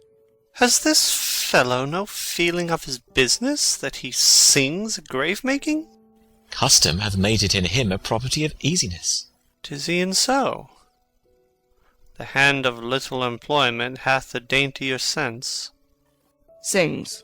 But age with his stealing steps hath clawed me in his clutch, and hath shipped me into the land, as if I had never been such. Throws up a skull. That skull had a tongue in it, and could sing once. How the knave jowls it to the ground, as if it were Cain's jawbone that did the first murder. It might be the pate of a politician, which this ass now o'erreaches. One that would circumvent God, might it not? It might, my lord. Or of a courtier, which could say, Good morrow, sweet lord. How dost thou, good lord? This might mean by lord, such a one that praised my lord such a one's horse, when he meant to beg in it, might it not? Ay, my lord. Why, e'en so. And now my lady worms, chapless, and knocked about the mazzard with a sexton's spade. Here's fine revolution, and we add the trick deceit. Did these bones cost no more the breeding, but to play at loggards with them? Mine ache to think on't. Sings. A pickaxe and a spade for a shrouding sheet. Oh, a pit of clay to be made for such a guest is meet. Throws up another skull. There's another. Why may not that be the skull of a lawyer? Where be his quiddities now, his quillets, his cases, his tenures, and his tricks? Why does he suffer this rude knave now to knock him about the sconce with a dirty shovel, and will not tell him of his action of battery?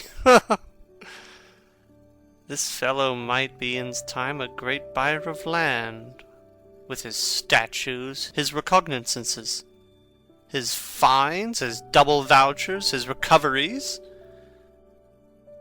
Is this the fine of his fines, and the recovery of his recoveries, to have his fine pate full of fine dirt? Will his vouchers vouch him no more of his purchases? And double ones too, than the length and breadth of a pair of indentures. The very conveyances of his land will hardly lie in this box. And must the interior himself have no more, huh? Not a jot more, my lord. Is not parchment made of sheepskins? Ay, my lord, and of calfskins too. They are sheep and calves which seek out assurance in that. I will speak to this fellow. Whose grave is this, sirrah? Mine, sir. Sings. Oh, a pit of clay to be made for such a guest is meet. I think it be thine indeed, for thou liest in't. You lie out on't, sir, and therefore it is not yours. For my part, I do not lie in it, and yet it is mine. Thou dost lie in't, to be in't, and say it is thine. 'Tis for the dead, not for the quick. Therefore thou liest. 'Tis a quick lie, sir, 'twill away again from me to you. What man dost thou dig it for? For no man, sir. What woman, then? For none neither. Who is to be buried in't? One that was a woman, sir, but rest her soul, she's dead.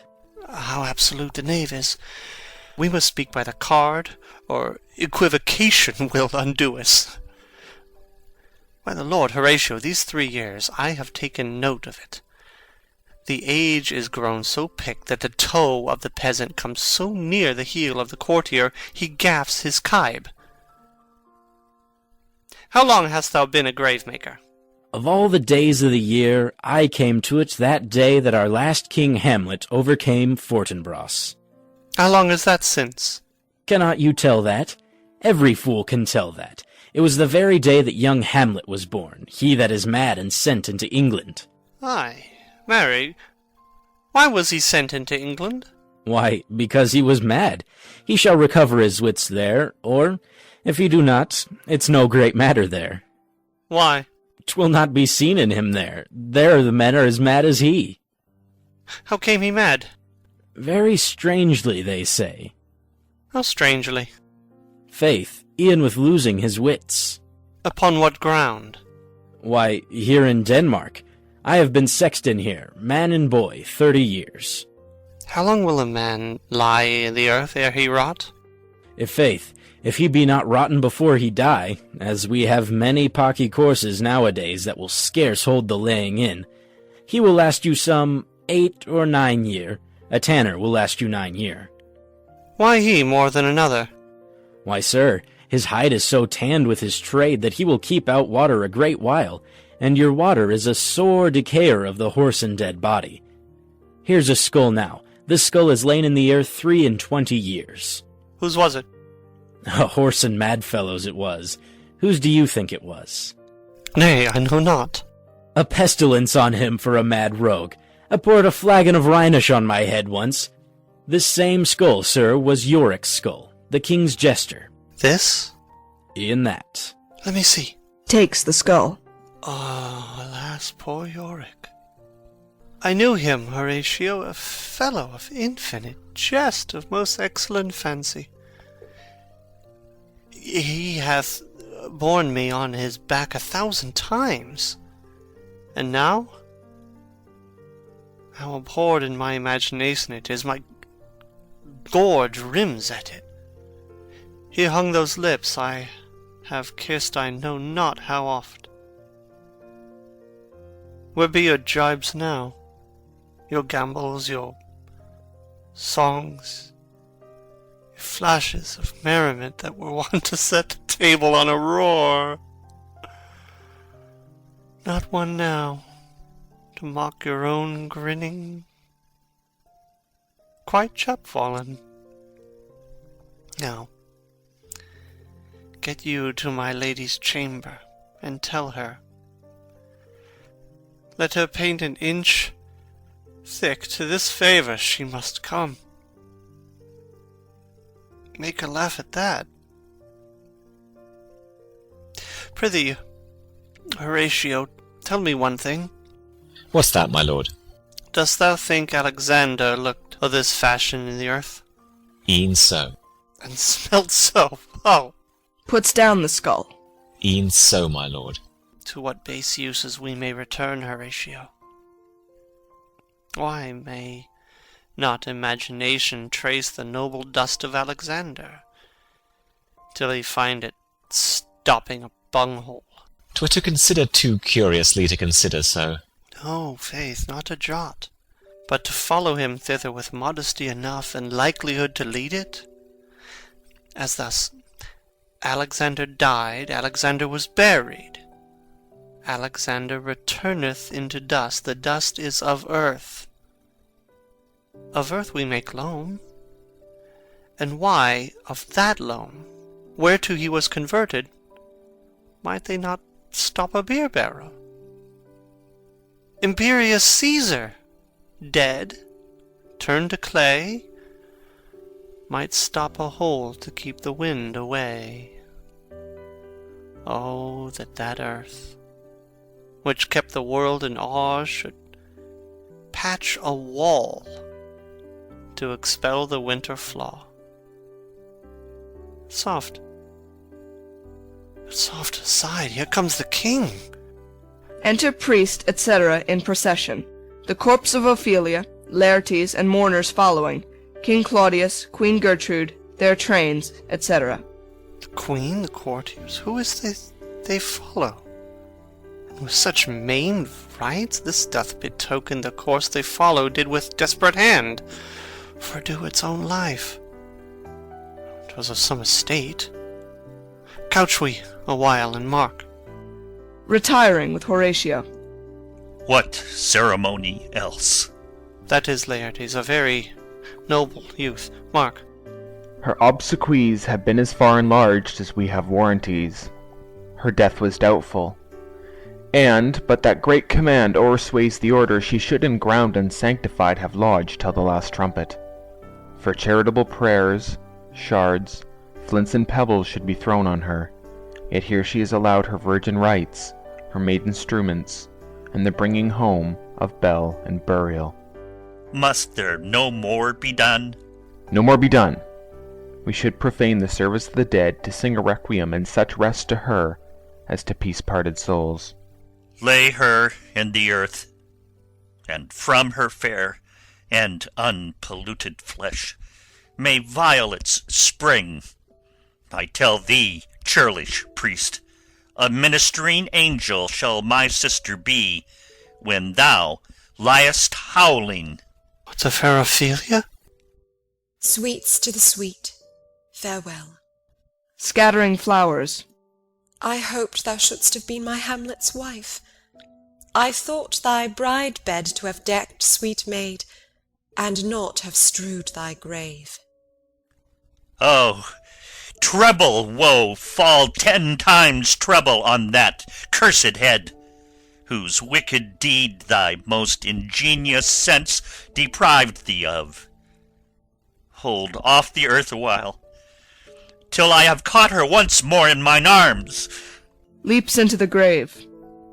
Now, pile your dust upon the quick end, dead, till of this flat a mountain you have made, to o'ertop old Pelion, or the skyish head of blue Olympus. Advancing. What is he whose grief bears such an emphasis? Whose phrase of sorrow conjures the wandering stars and makes them stand like wonder-wounded hearers? This is I, Hamlet the Dane. Leaps into the grave. The devil take thy soul. Grappling with him. Thou prayest not well, I prithee. Take thy fingers from my throat. For though I am not splentive and rash, yet I have something in me dangerous, which let thy wiseness fear. Hold off thy hand. Pluck them asunder. Hamlet! Hamlet! Gentlemen! Good my lord, be quiet. The attendants part them, and they come out of the grave. Why, I will fight with him upon this theme until my eyelids will no longer wag. Oh, my son, what theme? I loved Ophelia. 40,000 brothers could not, with all their quantity of love, make up my sum. What wilt thou do for her? Oh, he is mad, Laertes. For love of God, forbear him. Swoons! Show me what thou do. Would weep, would fight, would fast, wouldst tear thyself, would drink up easel, eat a crocodile, I'll do't. Dost thou come here to whine, to outface me with leaping in her grave? Be buried quick with her, and so will I. And if thou prate of mountains, let them throw millions of acres on us, till our ground, singeing his pate against the burning zone, make Ossa like a wart. Nay, and thou'lt mouth, I'll rant as well as thou. This is mere madness, and thus a while the fit will work on him. Anon, as patient as the female dove, when that her golden couplets are disclosed, his silence will sit drooping. Hear you, sir. What is the reason that you use me thus? I loved you ever. But it is no matter, let Hercules himself do what he may. The cat will mew, and dog will have his day. Exit Hamlet. I pray you, good Horatio, wait upon him. Exit Horatio. To Laertes. Strengthen your patience in our last night's speech. We'll put the matter to the present push. Good Gertrude, set some watch over your son. This grave shall have a living monument. An hour of quiet shortly shall we see. Till then, in patience our proceeding be. Exeunt. Scene 2. A hall in the castle. Enter Hamlet and Horatio. So much for this, sir. Now shall you see the other. You do remember all the circumstance? Remember it, my lord? Sir, in my heart there was a kind of fighting, that would not let me sleep. Methought I lay worse than the mutines in the bilboes. Rashly, and praise be rashness for it, let us know. Our indiscretion sometimes serves us well, when our deep plots do pall. And that should teach us there's a divinity that shapes our ends, rough hew them how we will. That is most certain. Up from my cabin, my sea gown scarfed about me, in the dark groped I to find out them. Had my desire, fingered their packet, and in fine withdrew to mine own room again, making so bold, my fears forgetting manners, to unseal their grand commission, where I found Horatio of royal knavery, an exact command, larded with many several sorts of reasons, importing Denmark's health, and England's too, with, such bugs and goblins in my life, that on the supervised no leisure bated, no, not to stay the grinding of the axe, my head should be struck off. Is't possible? Here's the commission. Read it at more leisure. But wilt thou hear me how I did proceed? I beseech you. Being thus benetted round with villainies, ere I could make a prologue to my brains, they had begun the play. I sat me down, devised a new commission, wrote it fair. I once did hold it, as our statists do, a baseness to write fair, and laboured much how to forget that learning. But, sir, now it did me yeoman's service. Wilt thou know the effect of what I wrote? Ay, my good lord.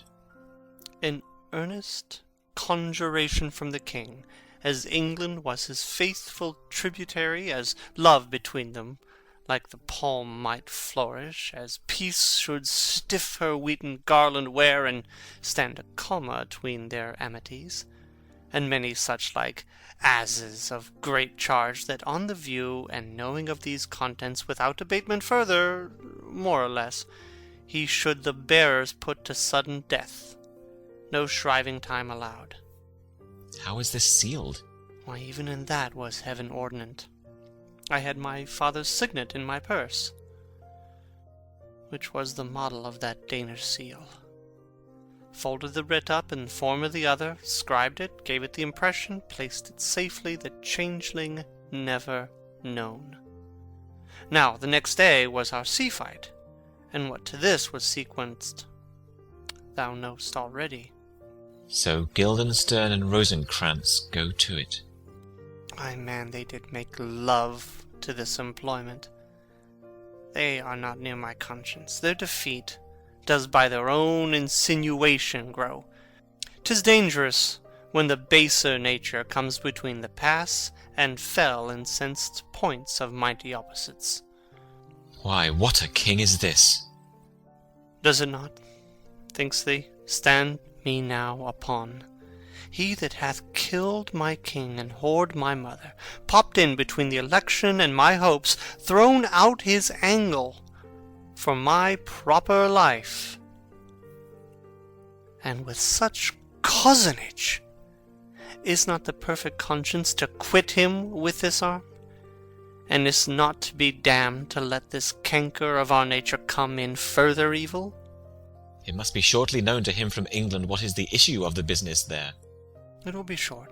The interim is mine, and a man's life no more than to say one.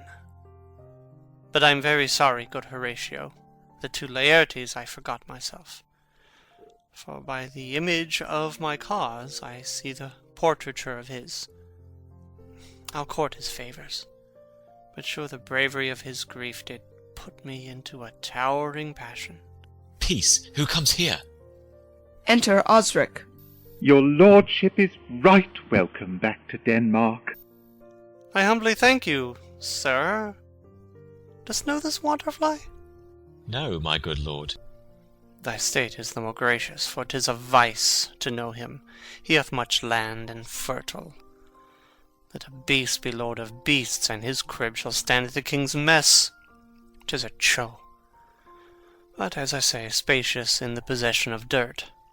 Sweet lord, if your lordship were at leisure, I should impart a thing to you from his majesty.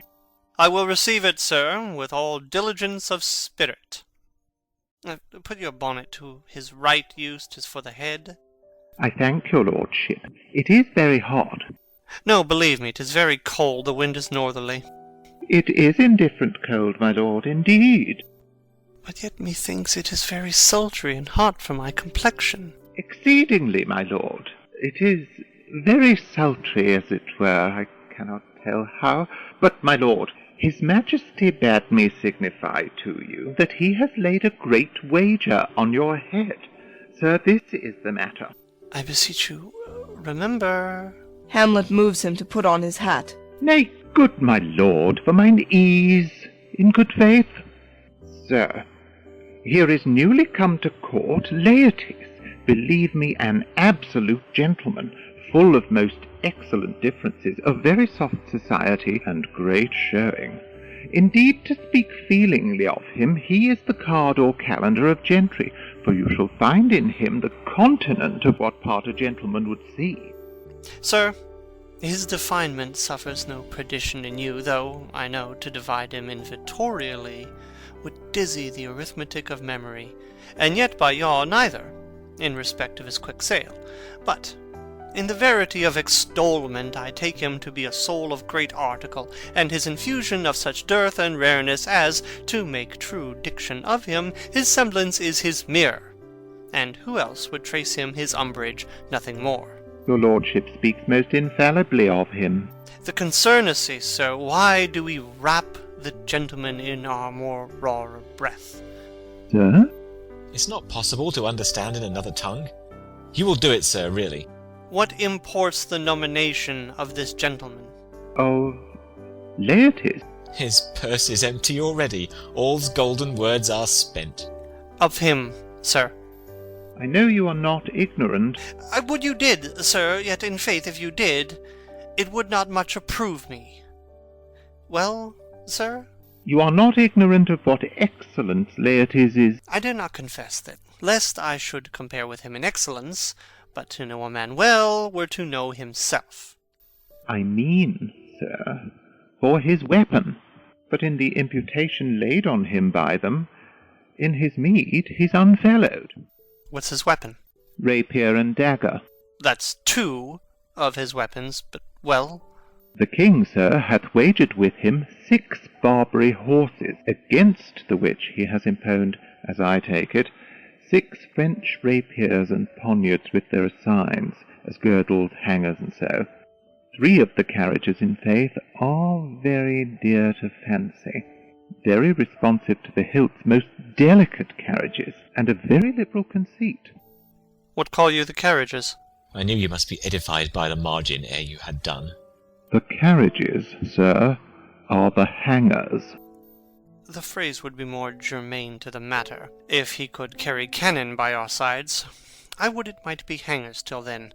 But on, 6 Barbary horses against 6 French swords, their assigns, and 3 liberal conceited carriages.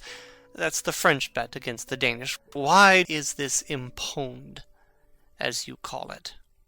The king, sir, hath laid that in a dozen passes between yourself and him, he shall not exceed you 3 hits. He hath laid on 12 for 9. And it would come to immediate trial, if your lordship would vouchsafe the answer. How if I answer no? I mean, my lord, the opposition of your person in trial. Sir, I will walk here, in the hall. If it please his majesty, 'tis the breathing time of day with me. Let the foils be brought, the gentleman willing, and the king hold his purpose. I will win for him, and I can. If not, I will gain nothing but my shame and the odd hits. Shall I re-deliver you in so? To this effect, sir, after what flourish your nature will. I commend my duty to your lordship. Yours, yours. Exit Osric. He does well to commend it himself. There are no tongues else for his turn. This lapwing runs away with the shell on his head. He did comply with his dug before he sucked it. Thus has he, and many more of the same bevy that I know the dressy age dotes on, only got the tune of the time and outward habit of encounter. A kind of yesty collection, which carries them through and through the most fond and winnowed opinions, and do but blow them to their trial. Their bubbles are out. Enter a lord. My lord, his majesty commended him to you by young Osric, who brings back to him that you attend him in the hall. He sends to know if your pleasure hold to play with Laertes, or that you will take longer time. I am constant to my purpose. They follow the king's pleasure. If his fitness speaks, mine is ready, now or whensoever, provided I be so able as now. The king and queen and all are coming down. In happy time. The queen desires you to use some gentle entertainment to Laertes before you fall to play. She well instructs me. Exit lord. You will lose this wager, my lord. I do not think so. Since he went into France, I have been in continual practice. I shall win at the odds. But thou wouldst not think how ill all's here about my heart. But it is no matter. Nay, good my lord. It is but foolery. But it is such a kind of gain-giving as would perhaps trouble a woman. If your mind dislike anything, obey it. I will forestall their repair hither, and say you are not fit. Not a whit. We defy augury. There's a special providence in the fall of a sparrow. If it be now, 'tis not to come. If it be not come, it will be now. If it be not now, yet it will come. The readiness is all. Since no man has aught of what he leaves, what is't to leave betimes? Enter King Claudius, Queen Gertrude, Laertes, lords, Osric, and attendants with foils, etc. Come, Hamlet, come and take this hand from me.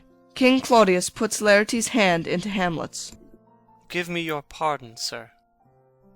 I've done you wrong, but pardoned, as you are a gentleman the presence knows. And you must needs have heard how I am punished with sore distraction.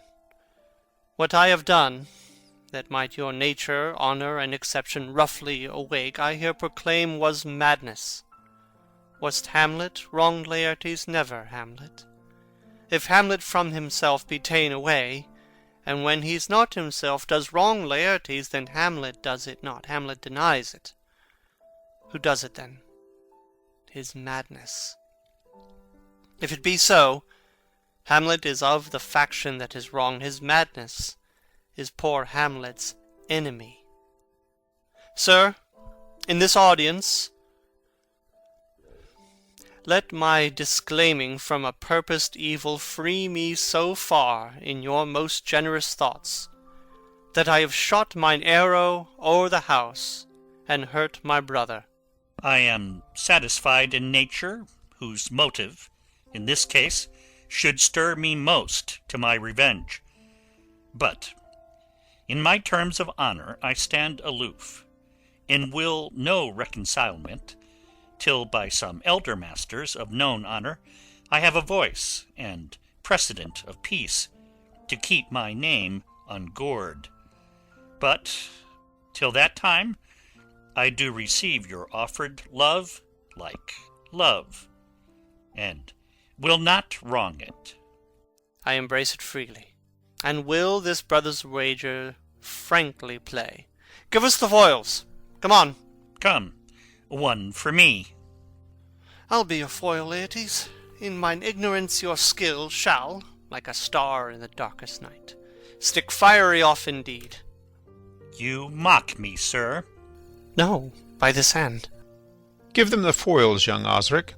Cousin Hamlet, you know the wager. Very well, my lord.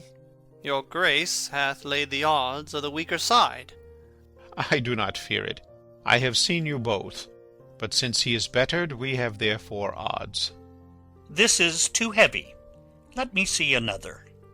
Slikes me well. These foils have all a length? Ay, my good lord. Set me the stoups of wine upon that table. If Hamlet give the first or second hit, or quit in answer of the third exchange, let all the battlements their ordnance fire. The king shall drink to Hamlet's better breath, and in the cup an union shall he throw, richer than that which 4 successive kings in Denmark's crown have worn. Give me the cups, and let the kettle to the trumpet speak, the trumpet to the cannoneer without, the cannons to the heavens to earth. Now the king dunks to Hamlet. Come, begin, and you the judges bear a wary eye. Come on, sir. Come, my lord. They play. 1. No. Judgment. A hit. A very palpable hit. Well, again. Stay, give me drink. Hamlet, this pearl is thine. Here's to thy health. Trumpets sound, and cannon shout off within. Give him the cup. I'll play this bout first. Sit by a while. Come. They play. Another hit, what say you? A touch. A touch, I do confess. Our son shall win. He's fat and scant of breath. Here, Hamlet, take my napkin, rub thy brows. The queen carouses to thy fortune, Hamlet. Good madam. Gertrude, do not drink. I will, my lord. I pray you pardon me. Aside. It is the poisoned cup. It is too late. I dare not drink yet, madam. By and by. Come, let me wipe thy face. My lord, I'll hit him now. I do not think't. Aside. And yet 'tis almost against my conscience. Come, for the third. Laertes, you do but dally. I pray you pass with your best violence. I am afeard you make a wanton of me. Say you so? Come, on. They play. Nothing neither way. Have at you now. Laertes wounds Hamlet. Then in scuffling they change rapiers, and Hamlet wounds Laertes. Part them, they are incensed. Nay, come again. Queen Gertrude falls. Look to the queen there, ho! They bleed on both sides. How is't, my lord? How is't, Laertes? Why, as a woodcock to mine own springe, Osric, I am justly killed with mine own treachery. How does the queen? She swoons to see them bleed. No, no. The drink, the drink. Oh, my dear Hamlet. The drink, the drink. I am poisoned. Dies. Oh, villainy. Oh, let the door be locked. Treachery. Seek it out. It is here, Hamlet. Thou art slain. No medicine in the world can do thee good. In thee there is not half an hour of life. The treacherous instrument is in thy hand, unbaited and envenomed. Foul practice has turned itself on me. Lo, here I lie, never to rise again. Thy mother's poisoned. I can no more. The king's to blame. The point? Envenomed too? Then venom to thy work. Stabs King Claudius. Treason! Treason! Treason! Oh, yet defend me, friends. I am but hurt. Here, thou incestuous, murderous, damned Dane, drink off this potion. Is thy union here? Follow my mother.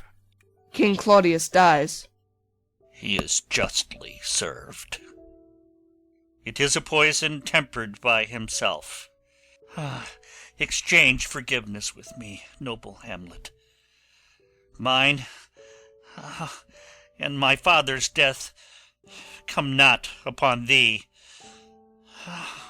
nor thine on me. Dies. Heaven make thee free of it. Oh, I follow thee. I am dead, Horatio. Oh, wretched queen, adieu. You that look pale and tremble at this chance, that are but mutes or audience to this act, had I but time. Oh, as this fell Sergeant Death is strict in his arrest. Oh, I could tell you. Let it be. Horatio, I'm dead. Thou livest. Report me and my cause aright to the unsatisfied. Never believe it. I am more an antique Roman than a Dane. Here's yet some liquor left. As thou art man, give me the cup. Let go, by heaven, I'll have it. Oh, good Horatio, what a wounded name. Things standing thus unknown shall live behind me. If thou didst ever hold me in thy heart, absent thee from felicity a while, and in this harsh world draw thy breath in pain to tell my story. March afar off, and shot within. What warlike noise is this? Young Fortinbras, with conquest come from Poland, to the ambassadors of England gives this warlike volley. Oh, I die, Horatio. This potent poison quite outgrows my spirit. I cannot live to hear the news from England, but I do prophesy the election lights on Fortinbras. He has my dying voice, so tell him. With the occurrence, more and less, which have solicited, the rest is silence. Dies. Now cracks a noble heart. Good night, sweet prince, and flights of angels sing thee to thy rest. Why does the drum come hither? March within. Enter Fortinbras, the English ambassadors, and others. Where is this sight? What is it you would see? If aught of woe or wonder, cease your search. This quarry cries on havoc. Oh, proud death, what feast is toward in thine eternal cell, that thou so many princes at a shot so bloodily hast struck? The sight is dismal, and our affairs from England come too late. The ears are senseless that should give us hearing. To tell him his commandment is fulfilled, that Rosencrantz and Guildenstern are dead, where should we have our thanks? Not from his mouth, had it the ability of life to thank you. He never gave commandment for their death. But since, so jump upon this bloody question, you from the Polack wars, and you from England, are here arrived, give order that these bodies, high on a stage, be placed to the view. And let me speak to the yet unknowing world how these things came about. So shall you hear of carnal, bloody, and unnatural acts, of accidental judgments, casual slaughters, of deaths put on by cunning and forced cause, and, in this upshot, purposes mistook, fallen on the inventors' heads. All this can I truly deliver. Let us haste to hear it, and call the noblest to the audience. For me, with sorrow I embrace my fortune. I have some rights of memory in this kingdom, which now to claim my vantage doth invite me. Of that I shall have also cause to speak, and from his mouth whose voice will draw on more. But let this same be presently performed, even while men's minds are wild, lest more mischance on plots and errors happen. Let 4 captains bear Hamlet like a soldier to the stage, for he was likely, had he been put on, to have proved most royally, and, for his passage, the soldiers' music and the rites of war speak loudly for him. Take up the bodies. Such a sight as this becomes the field, but here shows much amiss. Go. Bid the soldiers shoot. A dead march. Exeunt, bearing off the dead bodies, after which a peal of ordnance is shot off. End of Act 5. End of Hamlet by William Shakespeare.